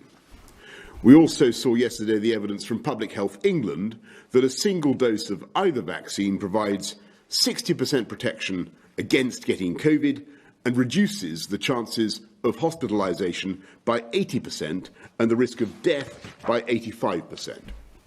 So the Oxford jab is safe and the Pfizer jab is safe. The thing that isn't safe is catching COVID, which is why it's so important that we all get our jabs as soon as our turn comes. And as it happens, I'm getting mine tomorrow, and the centre where I'm getting jabbed is currently using the Oxford AstraZeneca vaccine for those receiving their first dose, and that is the one I'll be having. That was British Prime Minister Boris Johnson yesterday. Yesterday, Jim Garrity of National Review, the indispensable Garrity, also wrote about why people need to understand that the risk is so low of any adverse effect from the COVID vaccine. Jim, I appreciate what you did yesterday. I've been preaching get the vaccine weekly, daily, actually, for many weeks on the Hugh Hewitt Show. Did you get any anti-vaxxer reaction to your column? Not that I wouldn't say it was particularly strong, Hugh, but I should acknowledge that I have so many people on Twitter that I've muted. That's true. It's entirely possible they're screaming at me, and I just don't know it. And I am in the same situation. It gives me a warm, fuzzy feeling to imagine someone screaming and furious and just so fed up with me, and I'm completely oblivious to it, and they just don't understand why I won't respond to them. Never, ever, ever unmute someone you've muted because you had a good reason to do that. Jim, have your parents gotten the vaccine? Actually, funny you mentioned. Yes, they've gotten it. They're getting their second shot when I will be down to see them a little bit before Easter. Feeling much better about them. My in-laws have gotten both. Most of the seniors that I know have gotten at least one shot. So I get my second tomorrow. I'm a 65-year-old journalist, and I'm very happy to be appropriately in line in getting it. I understand it's a mess in Maryland, according to Ruth Marcus tweeting. It's actually working in California. CVS took it over, and now it works very nicely. Yeah, and I gotta give credit where a lot of where it's due. Here in Virginia, here in Fairfax County, it started a mess. It started slow. It was very sluggish. And then they picked up the pace. I guess I can say it on your program, Hugh. I've gotten both shots now. Got my second shot last Saturday. I'm in a category of higher risk because of blood pressure. And, it was a well-oiled machine. Long line. Felt like voting again. But they, it was steadily. It was a, nice process. I had a little bit of dizziness a couple days afterwards on that first shot. But, as far as I'm concerned, I'm bulletproof now. Exactly. Well, I thought you were in the higher risk category because you were a Jets fan. Maybe that is related to blood pressure. Not the craziest thought there, Hugh. Yeah. Okay. Now, by the way, you want the Jets to take a quarterback? Yeah. I'm also very disappointed with free agency this week. The Browns had a great. I'm telling you, Jim, come over. We signed half of the LA Rams backfield. We're going to the Super Bowl, and that just goes back to Baker versus Sam. Get a helmet logo. You're not even a real team. They look like practice uniforms. You will see a real team in the Super Bowl next year. Now, do you believe? Why did you write that column? I'm curious why you wrote that column, because normally you do the ins and outs of politics and you get down to the micro detail. Here you are preaching vaccines. Why did you do it? Well, okay, for the last year, my beat has shifted over from politics to the pandemic. Everything from cases to viruses to the trail to Wuhan to the whole thing. And part of it, and it's not like Rich Lowry or anybody at National Review said, Jim, you should write about this. Hugh, it's just been like, this is the biggest story in the world. And this makes everything in politics look a little less important, a little less relevant. And just for the entire year, there have been like so many people who've kind of woken up and said, like, Hugh, I'm struck by the number of people where every issue that came down the pike, hydrochloroquine, everything about the lockdowns, everything quickly turned into a mask wearing, right? Everything turned into a partisan football. And probably one of my greatest, first of all, traffic's been fantastic for the past year. People really want to know about pandemic stuff. They want to know what's safe, what's not, what should they do, what's reasonable. And so probably one of my favorites of the last year was the one I wrote about, here's what hydrochloroquine is, here's what it does, here's what it normally is used to apply, here's why it might be useful for people who have COVID-19 or in what they call a cytokine storm, where your white blood cells are attacking healthy cells. And here's why it might not be healthy for some people who have COVID-19, because at its heart, hydrochloroquine is an immunosuppressant. It all depends on the circumstances. It might be very good for certain patients in certain circumstances, and it might not be useful. So that's why I didn't like the idea of people who treated it as a cure-all. I think the president was a little vague and over-promising about its possibilities, but also Trump's endorsing it. It must be poison. What's wrong with neither one of those takes were right. And I've just felt very compelled this past year to say, all right, I've read through the medical journals. If I'm good at explaining this to laymen, Hugh, it's because I'm a layman. It's because I don't. I have a request of you, Jim. Tony Fauci is my guest Monday. Okay. If you have any questions you want me to ask Tony Fauci, send them to me. What would he need to see to believe that vaccinated people are not a significant risk of carrying the virus to others? I don't understand the question. Okay. All right. So, if you get vaccinated, the studies out of Israel say that once you're vaccinated, your chance of spreading the virus to someone else asymptomatically are down, reduced fourfold. So to me, I'm like, hey, get everybody together. We're all safe at that point. All right. I will probe that and detail it for me. I think I understand it. Jim Garrity, thank you. Stay tuned, America. Hour 3 straight ahead.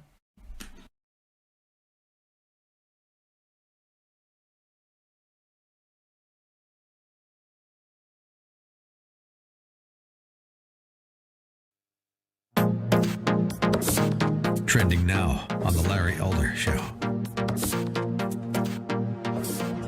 And we're going to have over 2 million signatures turned in to the various board of registers up and down the state of California. Well, Mike, I can tell you, I watched the governor's press conference. I almost said president. Good Lord! And I can tell you, he's scared. He no longer now is talking about if the recall happens. He's now conceding that it is going to happen. I actually watched The View this morning because Gavin Newsom was on it. And I also find it interesting that he bothers to go on The View and other national shows, but isn't actually addressing the California press or even addressing, California-based shows like yours.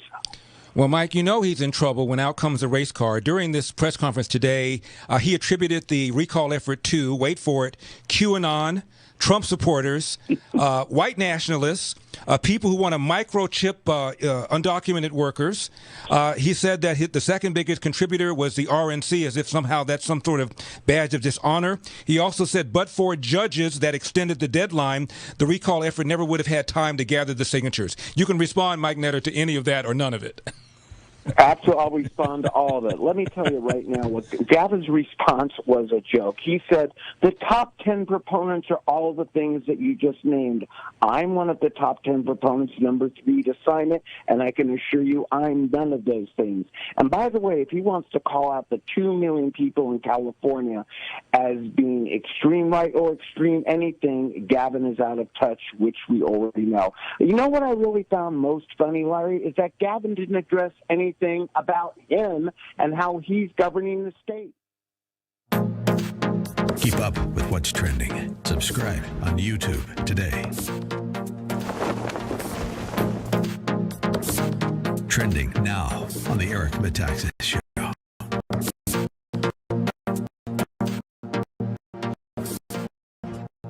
Like, we have cops, we have law and order. Why are we allowing people to burn down cities, to destroy property? It's just crazy to me. It's like we don't need to allow that. It tells you that the leadership don't care about the community, they don't care about the people. I'm just like your child. I care about my sons. So I'm not going to let them act a fool, and I'm going to support them, but I'm not going to let them act out and ruin their lives, and ruin their reputation, and all of the above. I'm going to treat them right because I love them. If I didn't love them and didn't care about them, then I'd let them flip out, roll on the ground, cry, spout, lose composure, all of the above. And that's exactly what these leaders are doing in the community. They don't care. They think black people are animals. They think this is an appropriate response. These people deserve to burn down their own communities and burn down black businesses and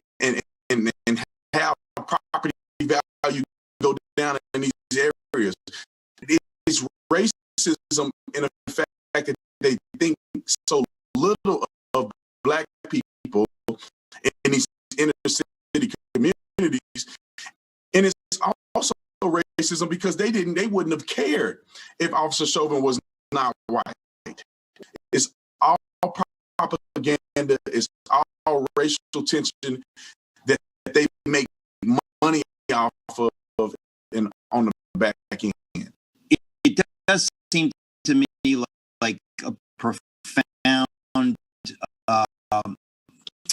lack of courage not to stand up to mobs that are destroying property. It's just an amazing thing. But it's an interesting thing, really, since the 60s, we've been seeing this in America when we had, radical students taking over universities, and they pretty much let them get away with it. They didn't need to, but they kind of had this attitude like, well, who are we? We're over 30. What do we know? And it's kind of that, throwing common sense in the garbage and letting people act out or act the fool, as you put it. It really is, in my mind, you denigrate somebody when you allow them to behave that way. Keep up with what's trending. Subscribe on YouTube today.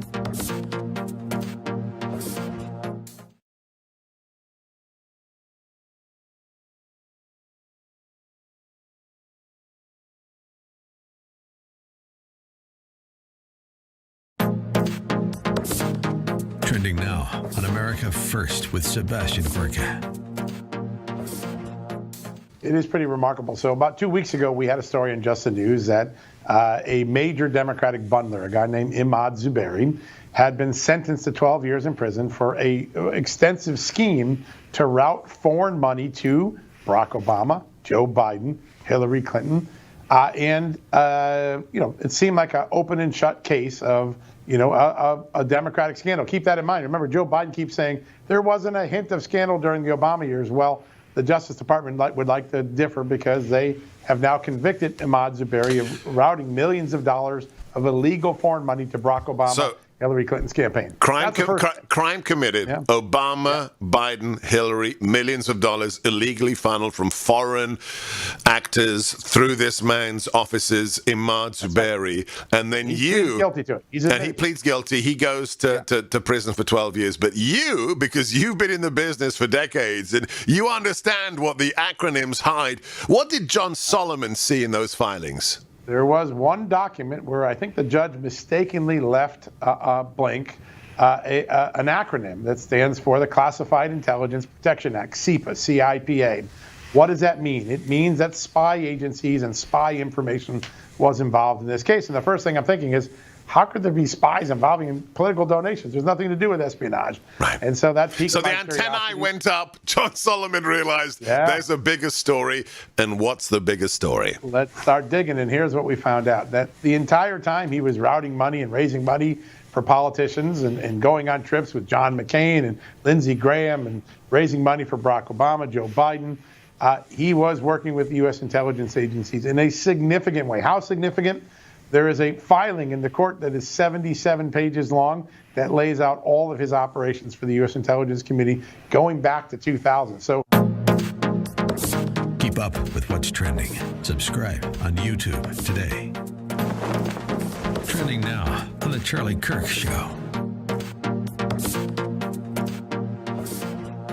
So there's the mile marker, 24 miles from the border, right? 24 miles. All these hills right here are notorious for scouts being on top.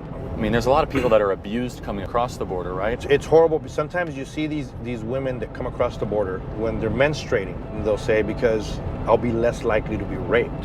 Just look at when we're catching thousands of unaccompanied children. And it's difficult unless you see it. These kids are hardcore, dude. They'll take your lunch money when you're 5. They were having sexual relationship through the chain link fence. What we did is we put plywood in between the fencing.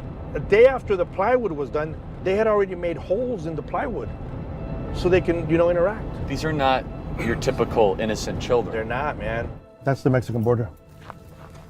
98% of all heroin comes across this border. Ridiculous. It's ridiculous. And this makes a nice bench for the coyotes, right? Just sit here, because technically you can sit here and make fun of agents as they're coming through. No, that's seriously though, right? And then you just kick over and you're like, what do you got? Journalists don't get here very often. No, they don't get here at all. No, they don't get here. I'm in Mexico. Drugs on my back. no agents, no border patrol, no cameras, no wall.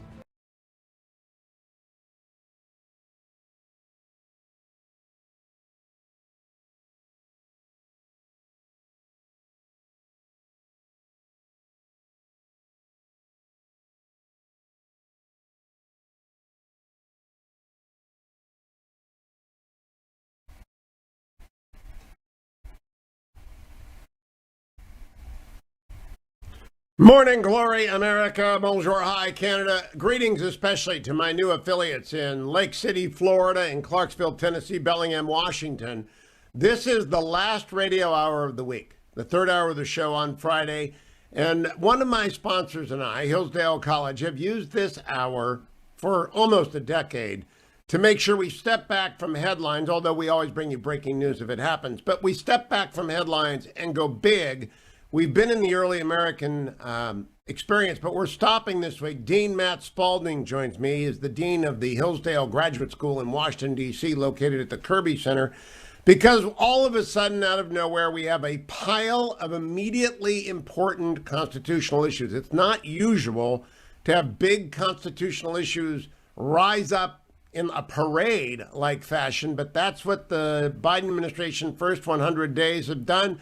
Matt Spalding, welcome back. How are you doing, Dean? Are you vaccinated yet? Not yet, but as an educator, I suppose I should be. Good to be with you. Thanks for having me. Well, it's great to have you. Dean Spalding, would you give people, we have all these new audiences. No one can replace Rush, but the show is being used to fill in for Rush in many different places, and I appreciate the honor that they've given me. Would you let people know what the Graduate School for Hillsdale does in D.C.? They may not know about it. Sure. Look, Hillsdale College, is in Michigan. It's an old college. That's what we call the mothership. But we've established a beachhead, if you will, in Washington, D.C. We send our undergraduates here. We've done that for a long time. We've recently established a school of government, a graduate school in Washington, D.C. It's really unlike any other. It's set up for people who are in Washington, so people in the administration and on Capitol Hill and think tanks and law firms who want to get a Hillsdale education in the evenings and on the weekends to continue their careers. So we study political thought and history and what I call statecraft. That is the kind of statesman-like attributes one would need to know to apply those principles in politics. So it's a very unusual program, very Hillsdale-like, but right here in the nation's capital to essentially form and shape the statesmen of the future we need, especially at times like this, when, as you said, all of a sudden there's a raft of constitutional questions we need to consider. And I emphasize how important this program is, because if first principles are going to be debated, you'd better know what those first principles are and where they came from. So there is an emphasis on the founding. There's also an emphasis on statecraft, but there's an emphasis on the founding. And Dean Spalding, you've been teaching the American Constitution for a very long time. Yes, sometimes longer than I like to admit. But, we study the founding. There's this notion that when you study the founding, you're studying, men in wigs and, powdered wigs in the past. But in actuality, it's one of the greatest examples of a moment in history where first principles were brought to bear on actual politics. It's also why we study Lincoln and the Civil War. I think we're in one of those great periods again when these are live questions and we're debating our first principles in the midst of difficult practical circumstances, fights on the ground, very practical fights. And these are all our monumental questions over the next several decades that are going to have something to do with the status of constitutional government and Republican government, going back to our first principles. That's why we study those things. I heard my good friend and yours, Mark Levin, spend an hour this week. I was in the car and listening to Mark, and he's always going back to first principles. He does it far more rigorously than I do. I need to do it more often like Mark does. And he explained Article 1, Article 2, Article 3, he explained why we divided up the powers, the framers, it's all about preserving liberty, about preserving the individual against the state.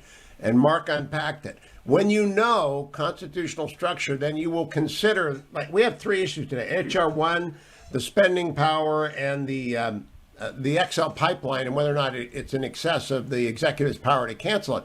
Those are all first principle issues. And when I talk about a first principle issue, I mean something that you begin with the Constitution. You don't look backwards at it.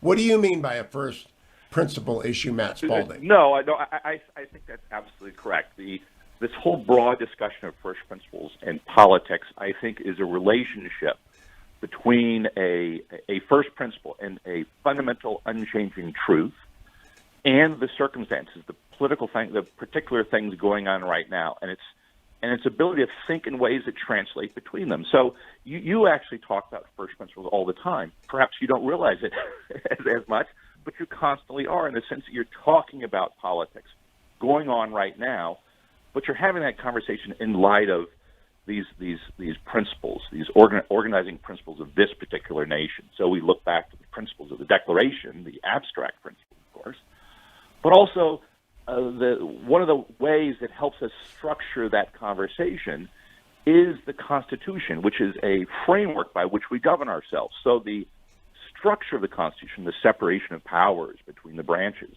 one of the most important principles of it, is key to helping us have that conversation. So how do you relate the principle to the particular? Well, you have a legislative process. How do you execute the law? How do you adjudicate? All of that becomes crucially important. And you have to understand the framework and the principles before you can then deal with a particular thing that comes up. Should we get rid of the filibuster? What does the spending power mean in this particular context? How much authority does an executive order carry relative to legislation? These seem to be narrow, technical, legalistic questions, but they're not. They're political questions that are inherently important to how we rule ourselves as a people based on the principles by which we have chosen to live, namely that all men are created equal, the principles of the founding. Now, the key thing, all of these things come back to that. The key thing I want people to understand, the Constitution is a rule book, just like the rules of golf. And I always use the rules of golf and if you break the rules, you're out of the game. So if you put a ball into a hazard mark with red, it's a stroke to move the ball out, and you got to take the stroke. You put it out of bounds, you got to play the ball from where you put it out of bounds, and you get a stroke. There are all sorts of different, you can't touch the ball on the green or you get a stroke. There are all sorts of things, 14 bugs in a club. Well, the Constitution is a bunch of rules. And one of those sets of rules, one of the most important sets of rules, has to do with who controls voting. Because this week, H.R. 1 passed, and I'm looking at the Brennan Center, very liberal group, that begins with the most wonderful declaration of what this does. That it modernizes and makes it easier for federal elections to be voted in. It ends congressional gerrymandering. It overhauls federal campaign finance laws. It increases safeguards against foreign interference, strengthens government ethics rules, and more. It's just hard to believe this isn't a great thing. And it goes on to say the constitutionality of it is not in doubt because blah, blah, blah. It doesn't really say. What do you think about H.R. 1, Matt Spalding?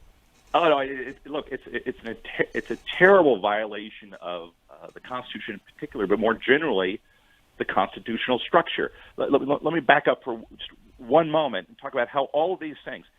H.R. 1 is a perfect example of it's a particular constitutional question, but happening right now, being pushed through on an extremely narrow majority, which shows to me that there's no governing consensus right now in American politics. But pushing this through right now raises an altogether different, broader constitutional question. And it upends the whole relationship between the federal government and the state. So you put all those things together, this is an extremely dangerous piece of legislation because it essentially federalizes or brings under the national government all the questions of the authority of the states to regulate voter registration. It mandates early voting, automatic voting registration, same-day registration, online voter registration. All the problems, which we all know happened in 2020, those are now going to be mandated by the national government upon the states. So there are technical violations there. It undermines federalism, but it also is being rammed through on what is essentially not a majority at all. There's no consensus that the Democrats are claiming to rule based on. There isn't one. They Republicans won 3 more state legislatures. The Democrats didn't flip any state legislatures. They're trying to use a very narrow majority at the federal level to override what they don't like going on at the state level, with an objective having to do with electoral outcomes. And I would All add, that together, that's a real problem for constitutional government. when we come back, we're going to talk first about gerrymandering, which was, they use it as a pejorative, but both parties use it, which is the ability to draw the lines for state and congressional districts. And we're going to talk about why that is committed to state legislatures, because if you get this, America, if you try and shut down a newspaper, you'll be stopped by the First Amendment. And everybody understands that. Well, if you try and take away election laws from the states, you ought to be stopped by the Constitution, too. Matt Spalding, Dean of Hillsdale, returns. All things Hillsdale at hillsdale.edu. Don't go anywhere, America. It's the Hugh Hewitt Show. Portions of the Hugh Hewitt Show are brought to you by Food for the Poor.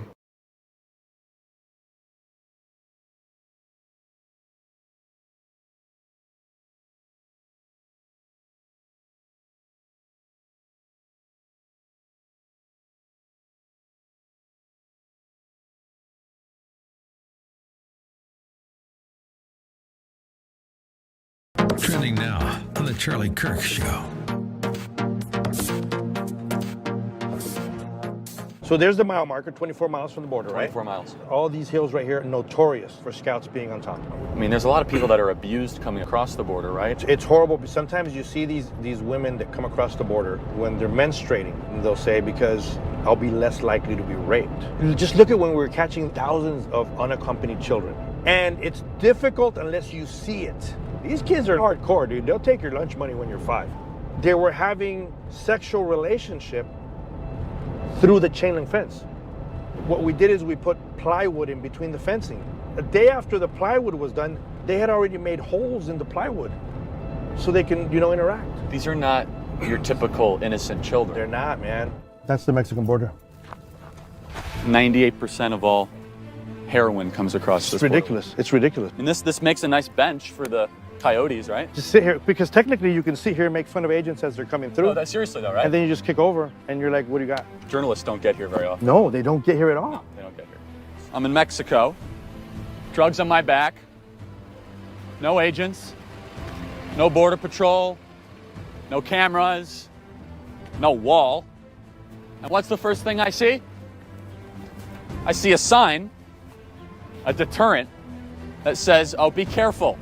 Don't expose yourself to the water or the rattlesnake. Yeah, that's really going to stop them, right? And you know what? Even if you have ladders, a better physical barricade gives our agents the ability and the time to come up here and make the apprehension. That's what's needed. This is a national security problem. You say, who could possibly be opposing this?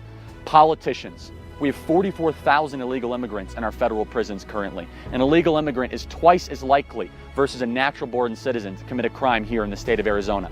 Tens of thousands of kids are being illegally sex trafficked across the southern border every single year. 98% of all the heroin in America comes across the southern border. And the cost of illegal immigration is $115 billion a year. Keep up with what's trending. Subscribe on YouTube today.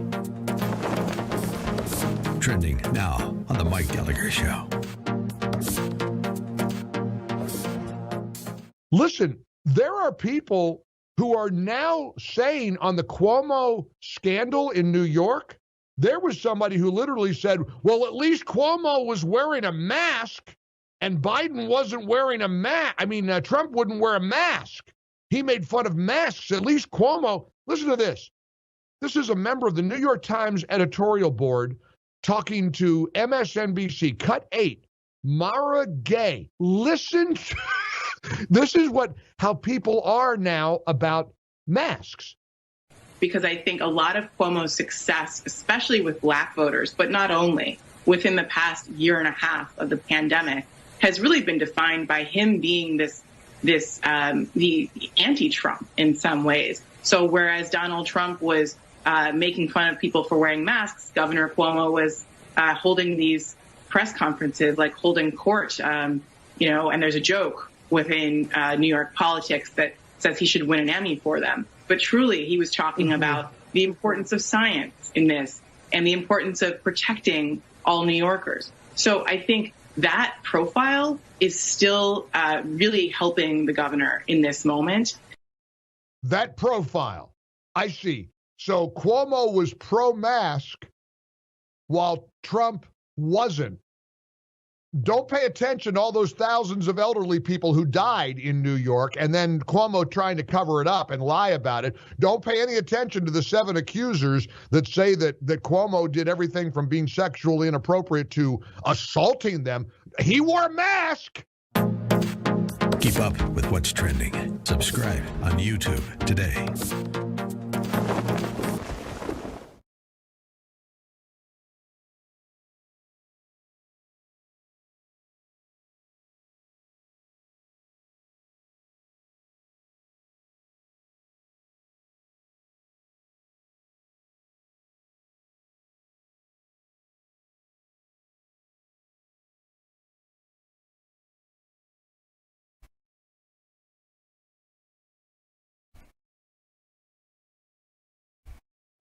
Welcome back, America. I'm Hugh Hewitt. Matt Spalding is my guest for this Hillsdale dialogue. All things Hillsdale are found at hillsdale.edu, including some very important video courses on the Constitution and the founding. Matt Spalding is Dean of the Hillsdale Graduate Program in Washington, D.C., located there at the Kirby Center. So, Matt, let's quickly go through H.R. 1 once more. It's a massive, comprehensive upside downing of everything to do with elections in America from the federal level. Why does this offend the Constitution, and why ought serious thinkers to reject it in whole? Well, look, on the one hand, as you pointed out earlier, this sounds great. It's presented as a voting rights bill, and to oppose it is to take something away. But what they're saying is being taken away is the mess that occurred in 2020. What the bill does is it takes a lot of rules of elections, including how to draw district lines, and it makes all of those subservient to the federal government. It mandates a lot of procedures. It mandates process. It changes the process of drawing district lines. And, by the way, it makes it, you can't legally challenge it, by the way. There's a provision there for that. But in doing so, it nationalizes those. Why is that a problem? Well, there's technical reasons why it's a problem, which is to say that these are powers reserved to the state legislatures. But the broader question, why is that the case? Why is that important? One way to prevent democratic politics from getting out of control, the design of the Constitution is to create various filters. This is why we have the separation of powers at the federal level. But one of the key distinctions we have is between the federal government and the state government. You break it into its different parts, and states are different. They have different majorities. They have different ways. They have different interests. And you allow them to establish the rules of elections, granted within a broad requirements of constitutional fairness. But otherwise, these are local matters. They draw their own districts. The state legislature is in charge of that. That's what we call a republic. And it allows for a movement of these opinions up through the legislative process at the state level and then up to the federal level. The whole point of the American founding, and recall this is what Alexis de Tocqueville warns about afterwards, is to have a central government that's capable of doing things that it should do, but otherwise a completely decentralized administrative system at the state level. This is what allows for liberty. This has been historically true. It's worked. And every time we've gotten into problems is when we nationalize things in some sort of radical way. And now I want to point out electoral system. In the argument for this, put forward by the Brennan Center, a very left-wing group, it says the Constitution gives Congress broad authority to regulate congressional elections and the power to guarantee a Republican form of government in the states and the power to enforce the 14th Amendment and the power of the 14th and 15th Amendment to eliminate racial discrimination. Those are all true, not true. First of all, the Republican form of government clause has never been interpreted by the Supreme Court. Nobody knows what it means. It has no actual particular meaning. But congressional elections, the power to regulate that does not mean the power to draw the districts. No, and it does mean a lot of things in terms of day-to-day activities of the states that have to do with elections, but especially not to draw the districts. That is particularly a power held by state legislatures, because the state legislatures, they know their own state. They know the districts. The idea is the lines are to be drawn in a way that represents those districts. The key problem here is that there's this sense that all we want is whatever we can do to have more and more democracy, which in general I'm not opposed to democracy. But we're a democratic republic. That is, we want to make that a deliberative democracy. How does it work better? And the way we've done that is to decentralize a lot of these authorities, especially something like drawing districts. And emphasize. Mandate that away, to take that away from legislatures and mandate that it has to be done by a so-called independent body undermines their political authority, and I think undermines those states. It undermines the Constitution. It is explicitly committed in the Constitution to the state legislatures. This bill ignores that and gives it to the Congress. That should concern you, America. When the Congress begins to ignore the Constitution, we're in trouble. We'll be right back and talk about something that's not in the Constitution, the filibuster. Hugh Hewitt with Matt Spalding. The Hillsdale Dialogue continues.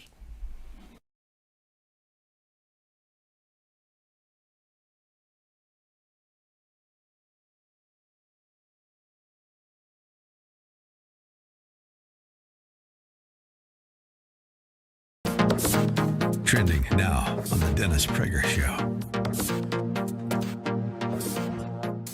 It is not normal, and my best argument is my antipathy to the veil that many Muslim women wear.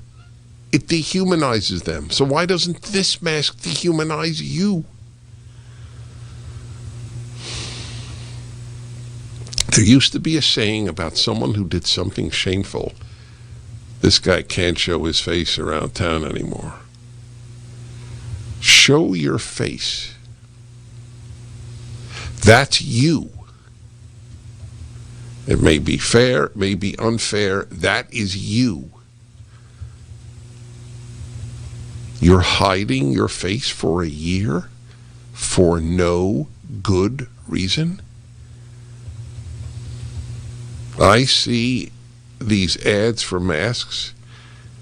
Do you know, we all fantasize, and I'm not speaking about the erotic, I'm speaking about fantasizing other things. So we all fantasize something that would just change a lot. I have one. Here's a fantasy. That there were as many ads telling people not to wear masks outside as there were telling them to wear it outside. But no, I'll bet you no billboard company would put it up. Right? I mean, what if we just quoted from scientific literature, masks outdoors are generally useless? Keep up with what's trending. Subscribe on YouTube today.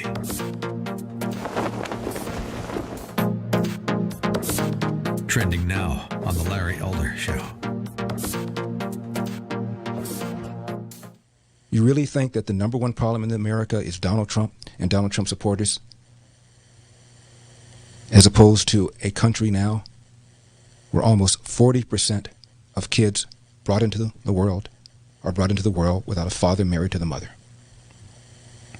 50% Hispanic kids, 25% white kids. And the reason that number is important is because in 1965 there was a booklet put out by Daniel Patrick Moynihan, who later on ran for and got elected to Senate in New York as a Democrat. At the time, 25% of black kids were born outside of wedlock, a number they thought was alarming. It is now 70%. Now 25% of white kids are born outside of wedlock.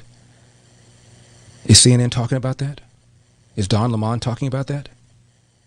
15,000 homicides in this country, Don. Half of them are black victims. Of those black victims, how many of them do you think were shot by people from QAnon, by people from the Proud Boys, by white nationalists? The real issue going on with black people in this country since you're so concerned about the black community.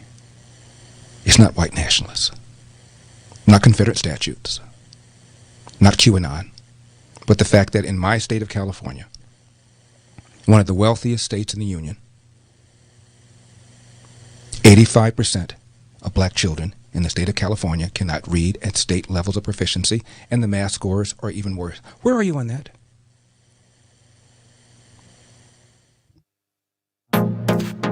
Keep up with what's trending. Subscribe on YouTube today.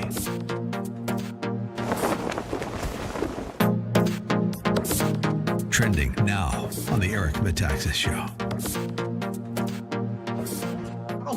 I don't think Officer Chauvin did what I would do. I don't think he did what was right, but what he did it cause the death of George Floyd is what everybody should be wrapping their mind around. And justice was quote unquote swift because the next day they all went to jail and got charged. So, or at least shortly after. So all of the outrage is bullcrap. And I'll tell you this, and I'll make a prediction that I really am questioning whether or not Officer Chauvin will even be convicted. The other officers guarantee they won't be convicted, in my personal opinion. And why do you say that? In other words, is it because now we know that George Floyd was high on two different drugs and there were health issues involved and that it wasn't what it looked like? Or why do you say that? Well, there's a few things because George Floyd, you know, the knee on the neck situation, even though it was ridiculous and I would have never done it, looks, you know, I think the police officer shouldn't have done it. The police department trains that. So he was in protocol of the police department. The police department will be held liable for his actions taken because that's a trained use of force. So when you talk about malice, when you talk about intentionally doing something that's breaking the law, Chauvin was not breaking the law by using that tactic that was taught. He was also performing his duties as a field training officer, which he was teaching other officers those tactics and he was instructing them to do according to the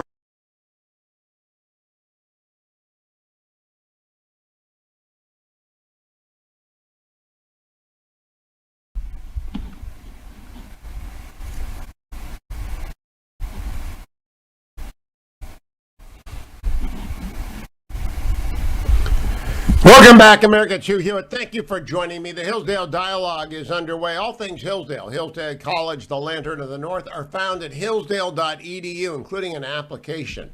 If you want your son or daughter, grandson or granddaughter, or you are a teenager and you want to find the best place to go to college in America, go to hillsdale.edu and find their application there. I'm joined by Dean Matt Spalding. He helms the graduate school of Hillsdale College, which is in Washington, D.C., and we're talking about all of a sudden in the United States, H.R. 1 and other issues have raised issues of first principle. Also on the table is the filibuster and the discussion of filibuster reform. That is not a constitutional issue. I'm going to have Matt Spalding explain that in a moment. But understand the proposal on the table right now is to change the rules of the Senate to lower the threshold for passing almost everything from 60 votes to 50 plus the vice president. That would be radical. That would change practice that is more than 100 years old. But, Matt Spalding, it's not a constitutional practice. It's not. It's a rule. But let me add to your point there why these two things have come together and actually nicely define the moment, the place we are right now in our politics, which is simultaneous. There's a reason why these things are occurring simultaneously. An extremely narrow majority in the Senate, we know, but also in the House is very narrow, and no state house is flipped, and it wasn't a wipeout presidential election for that matter. There's not a governing consensus, and yet something like H.R. 1 is a top priority for that very narrow majority to push through. That's a problem in the way our Republican government is designed. And the tip of that debate, the place where it becomes a real problem, is the U.S. Senate, which is not designed to be merely a majoritarian institution. And the particular thing at issue here is a rule, not in the Constitution, not itself a core fundamental principle, but a rule which has to do with forcing deliberation and discussion based on the right of every senator to speak and to have their opinions understood, even if you're in the minority. That's the kind of the core of where this rule comes from. that is where it comes to a head. So when a majority tries to push something through that completely reforms and upends the constitutional system, like H.R. 1 does with the electoral system, lo and behold, what gets in the way is the U.S. Senate. That's by design. That's by the original design of the founders. That's by the original basic relationship of dividing the Senate and the House. How do you protect minority rights within a majoritarian system? That's the key issue that Madison was concerned about at the Constitutional Convention. That's what produces the Senate. That's what ultimately, in my argument, would be ultimately, even though it's not been around forever, ultimately led to the rules of the Senate, which include the filibuster, which it's not a rule, it's not perfect. I'd like to see it be enforced, but right now, it's one of the last things. It's this small piece, imperfect in its way, but this small piece protecting the role of the Senate in slowing down radical politics. Now, the framers originally intended the Senate to be insulated from politics and to take the long view by two measures. One, they got a 6-year term so that they didn't have to face the people every 2 years, and 1/3 of the body came up every 6 years. So it's supposed to move slowly. Secondly, they originally were going to have senators selected by the state legislatures to make them immune from sort of popular fervor. That went out the door when the Constitution was amended during the Progressive era to bring in direct election of senators.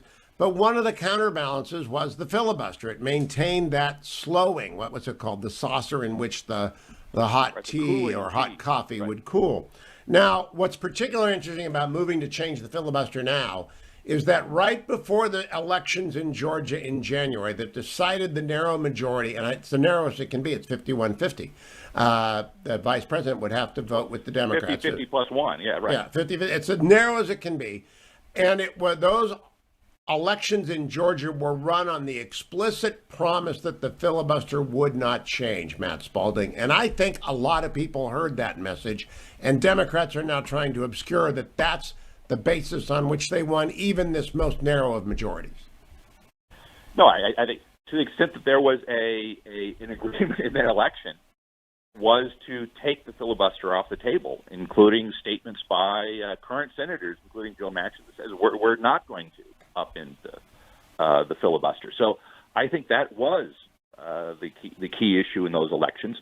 What disturbs me about the debate right now is, first of all, it's not really a discussion about the filibuster per se. There's an interesting conversation to be had about how the filibuster should operate, how it should work. Is it a real filibuster? Should they get up and debate? Those, from my point of view, are legitimate questions. The problem is that the debate right now is actually how do we get around the filibuster? How do we get around it in a way that we can push through massive controversial legislation with essentially no majority? That's a different, if you want to talk about the relationship between principles and circumstances, that's a prudential question we should be concerned about, because that's the kind of thing, in particular, the filibuster and the Senate, the role of the Senate in checking the House, but also in checking the executive, it was intended to play. And so that's the thing of this issue. And I think if the American people sent any message, they sent a message that they did not want to see that happen. Now, turning and upending that now, I think, would be a big problem in general for the Senate, but also I think it would be a very bad move for this narrow majority that the Democrats currently hold in upcoming elections. No, I want people to understand. For many, many years, I argued that the filibuster is unconstitutional with regards to nominations because the text of the Constitution commits the advise and consent to the entire Senate, not to a supermajority, and the Constitution uses supermajorities when they intend. And Dr. Spalding and President Larry Arnn of Hillsdale College and I have often talked about reforming the filibuster in what I'll call neutral times. Neutral times where by 60 votes they would agree to change the filibuster as it exists to a talking filibuster. And that is what Democrats say they are now for. But what Dr. Spalding just pointed out, they're not for that for the right reasons. They're for that so that they can pass unconstitutional measures. Therefore, our prior commitment to the talking filibuster is not appropriate now. Although if they found 60 votes for it, I would have to withdraw my objection, Matt. I just don't want it done by 50 votes. That's right. I would make two points. First of all, when they say they want a talking filibuster, I'm not sure that's actually what they're talking about. What we want to do is let's enforce the filibuster, make it a real filibuster. And there are currently rules about debate and it's two-tracked and it doesn't. Okay, that's legitimate. That's not what they're talking about. What they want to do is reduce the number of votes to the filibuster requires. They're just looking for any way to get around it. The second thing I would point out is I still believe that, as do you, as does Dr. Arnn. But again, this is a rule. It's not a provision of the Constitution. Itself is not a principle. A rule is subject to prudence. It would be highly imprudent in these circumstances to make these kinds of changes. It's not signs of changing one's opinion, flipping on a principle. It's not merely going back and forth with the winds. It's precisely what a statesman ought to do. What is the prudent thing under the circumstances? The circumstances right now are the overriding question is an extremely narrow majority, if it exists at all, wanting to put through extremely questionable, radical, unconstitutional policies. Is that the circumstances under which a deliberative body thinks about changing long-established, settled rules that go to the very nature of its deliberative function in the constitutional system? Now, Dean Spalding, I want to ask you the tough question. If the Democrats go to the country in 2022 and they argue to repeal the filibuster in the New Hampshire Senate race, where we expect it will be Chris Sununu against Gene Hassan, if they do it in Arizona, where Mark Kelly will be facing probably Doug Ducey, if they do it in Georgia, where it may be Herschel Walker against Raphael Warnock, if they go to the country and say, we want to change everything about the Senate and get rid of the filibuster, and they win the votes necessary to use the nuclear option, I think our position is weakened. If they don't campaign on that basis and then they try and change it, I believe our position is strengthened. If you believe in something, you ought to go to the public on it. No, look, that's precisely right. And actually, there are many precedents for this. One of whom is Madison himself. He was opposed to a national bank, but after the War of 1812 showed that a bank was necessary. And after a long period of time in which the American people had many elections supporting this idea, he kind of thought it through again. Right? This stuff does matter. You appeal to the American people. One thing that should be done, at the very least, is if you're going to start talking about the filibuster, nothing should be done, in my opinion, until there has been an intervening congressional election in both houses, perhaps even a presidential election. Put it off into the future. That's how you deal with raising the pay of members of Congress. That way their particular interests are not involved. Are we having that kind of conversation? No. Again, it just shows you this is about getting things through right now before they might lose their majority. They want to make their majority permanent. I think that's what people have to understand. Democrats are attempting to pass rules and changes that will make their very narrow majority permanent. And that is actually a threat to democracy, little d. That's why the prudent question is what's behind the filibuster discussion, and that is forcing through H.R. 1, which centralizes all elections in the United States, takes away state authority, and puts in place all the things by which their narrow majority was accomplished in 2020. That is an example of a very narrow majority using that very narrow authority in a factional way that undermines democracy, not strengthens it. And that anybody should be, left, right, center, Democrats, Republicans, should be concerned about doing that right now. If you're a moderate at all and you don't like the waves of politics, this is precisely why you should defend the filibuster right now and not allow this to happen. And a note, Matt Spalding, very quickly, all of the media is supporting the Democratic agenda to change the filibuster. They've never, ever done it before, but they are all in favor of it now, and they keep using fake arguments that it's that it's the Jim Crow filibuster. That's false. That's absolutely false. The filibuster was used by the Democrats post-Jim Crow 1,000 different times. So why is the media so in the thrall of changing the filibuster? 30 seconds. It has nothing to do with the filibuster. It has everything to do with the agenda. The problem with much of modern progressive liberalism is the rule of law itself. The Constitution is nothing to do with this. They want to get around it. It's for the objective, and the objective is political power, and the political power to advance the agenda they want. And that agenda is not the Constitution. I'll be right back because we're going to talk about how the spending power was used to frustrate the Constitution last week, and David Yost, the Attorney General of Ohio, suing to stop it. We'll be right back with Matt Spalding. Let me remind you, it's my last reminder of the day. Relief Factor, go get it before you go off and do your weekend warrioring, whatever that might be. Your long bike ride, your canoeing, you're going to go for a walk around the block and you haven't done that before. Or you're going to do some sit-ups and push-ups and you haven't done that before. You're going to go back to the gym because you got both vaccines. You haven't done it in a year. Remember, relieffactor.com, if you take it every day, provides you with the necessary supplements. The only supplement I take, I carry in curcumin, resveratrol, and omega. They're the only thing I take every single day. I do it in the first hour. I remind you 2 more times before you leave home today. Go get your relieffactor.com, take it, and feel better all weekend long. I'll be right back with Dean Matt Spalding. The Hillsdale Dialogue continues, all things Hillsdale, at hillsdale.edu. Stay tuned. Portions of the Hugh Hewitt Show are brought to you by Food for the Poor.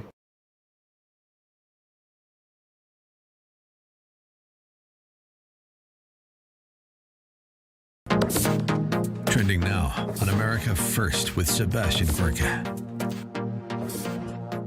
And what we found out was that was on track. All he had to do to get a simple deal, get $1 million fine, no prison time, was roll on Donald Trump. Tell a story that Donald Trump, when he donated $1 million to Donald Trump, Ahmad Zuberi, that he used foreign money. The problem was Ahmad Zuberi wasn't willing to lie. He did not use foreign money to make a donation to Donald Trump's inaugural committee. As soon as he wouldn't go along with that statement, prosecutors throw the book, and he went from $1 million fine offer to 12 years in prison and $18 million in fines, which, by the way, is historic for any donor crime case that I've covered in the last 30 years. So like Mike Flynn, the authorities said, if you tell us what we want to hear, if you give us, manufacture, implicate Donald Trump in this, it's going to be much better for you. But this man refused. Yeah, because he didn't want to lie, right? He didn't use foreign money. He was adamant about it. And then all of a sudden, they're threatening his wife with prosecution, just like Mike Flynn's son was threatened. And they start throwing all these other cases. Now let's look at some of the charges and what I learned about him. One of the charges they threatened him with was obstruction of justice, because some of the materials on his computer were erased while he was on Justice Department under Justice Department investigation. What I've been told from my sources, a U.S. government intelligence scrub team went in and did the erasure. That's something that should be clear to the judge, but we don't know about it in public. So he gets threatened with something. Trending now on the Larry Elder Show. And I can tell you he's scared. He no longer now is talking about if the recall happens. He's now conceding that it is going to happen. I actually watched The View this morning because Gavin Newsom was on it. And I also find it interesting that he bothers to go on The View and other national shows, but isn't actually addressing the California press or even addressing, California-based shows like yours. Well, Mike, you know he's in trouble when out comes a race car. During this press conference today, he attributed the recall effort to, wait for it, QAnon, Trump supporters, white nationalists, people who want to microchip undocumented workers. He said that the second biggest contributor was the RNC, as if somehow that's some sort of badge of dishonor. He also said, but for judges that extended the deadline, the recall effort never would have had time to gather the signatures. You can respond, Mike Netter, to any of that or none of it. Absolutely, I'll respond to all of it. Let me tell you right now, Gavin's response was a joke. He said, the top 10 proponents are all the things that you just named. I'm one of the top 10 proponents, number 3 to sign it, and I can assure you I'm none of those things. And by the way, if he wants to call out the 2 million people in California as being extreme right or extreme anything, Gavin is out of touch, which we already know. You know what I really found most funny, Larry, is that Gavin didn't address anything about him and how he's governing the state. Keep up with what's trending. Subscribe on YouTube today.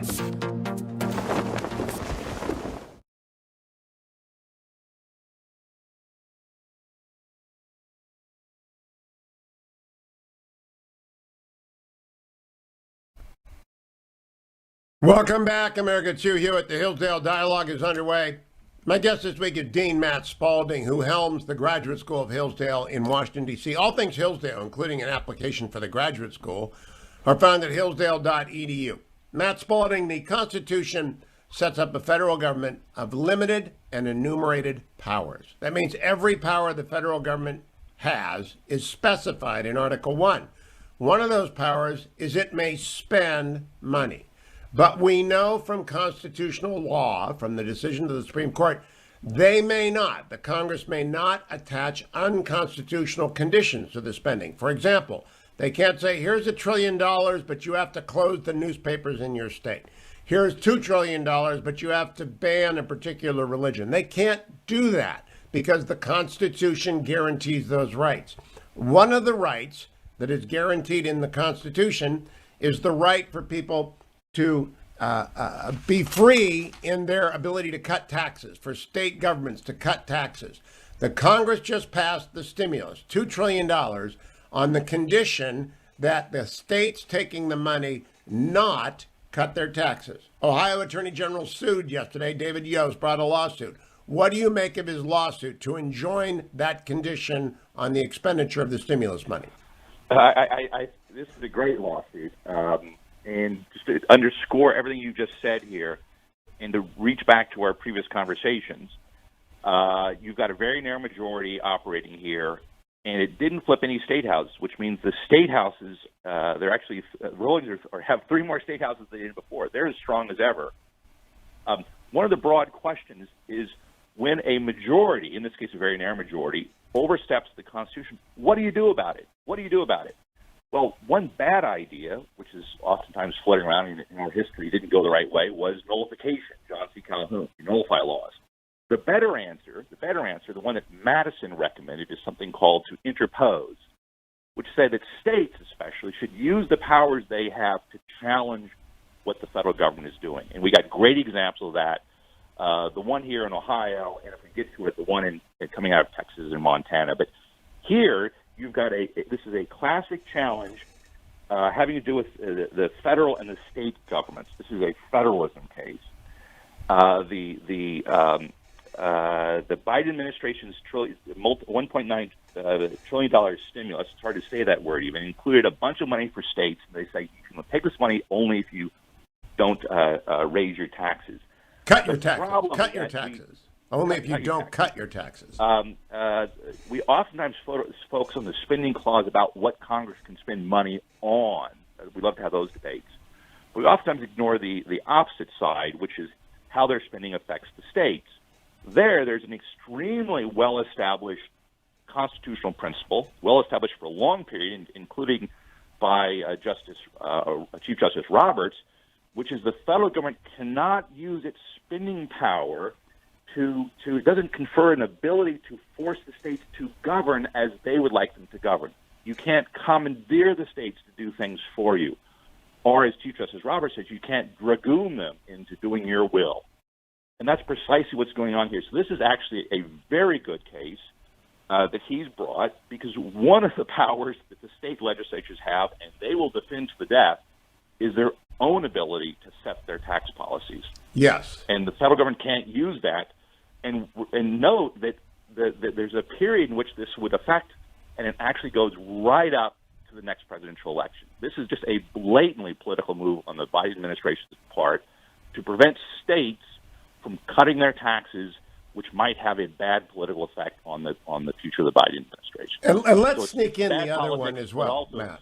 Let's get the other one in. Two Attorney General, Montana and Texas, matched David Yost in Ohio with a bold move. They are suing to force the Biden administration to let the XL pipeline be built because they say that was an appropriate use of the congressional legislative authority signed by the president and not subject to cancellation by the president acting on his own. Do you agree? This is also a great case. And this is a classic example of this is a disagreement between an executive order and a piece of legislation, in this case, congressional legislation. So it's Texas and Montana, but they're joined by Alabama, Arkansas, Georgia, Indiana, Kentucky, Louisiana, Mississippi, Nebraska, North Dakota. It's a great mix of states, all having to do with this XL pipeline. Well, the problem is this has been going back and forth, but in 2011, Congress passed a law which President Obama signed requiring the president to grant an application to construct and operate the pipeline.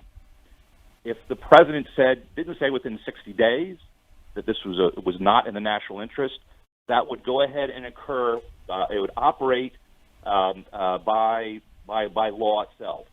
Obama signed the legislation. He denied the permit, but he did not say it was not in the national interest. Short story is there actually is legislation here. So he's challenging the executive order of President Biden to override and not follow through on congressional legislation. Very different type of a case, but also a great challenge. Again, these are states smartly using their powers to challenge the federal government's constitutional overreach. So the bottom line of this week's Hillsdale Dialogue, take it home and remember it. The Constitution is the highest law of the land. If it doesn't comport with the Constitution, neither the president nor the Congress can do it, and that's the final say. Constitution wins. Matt Spalding, thank you. Thank you, Generalissimo. Thank you, Adam and Harley and Ben. Thanks all of you for listening. We'll be back next week on the next Hugh Hewitt Show.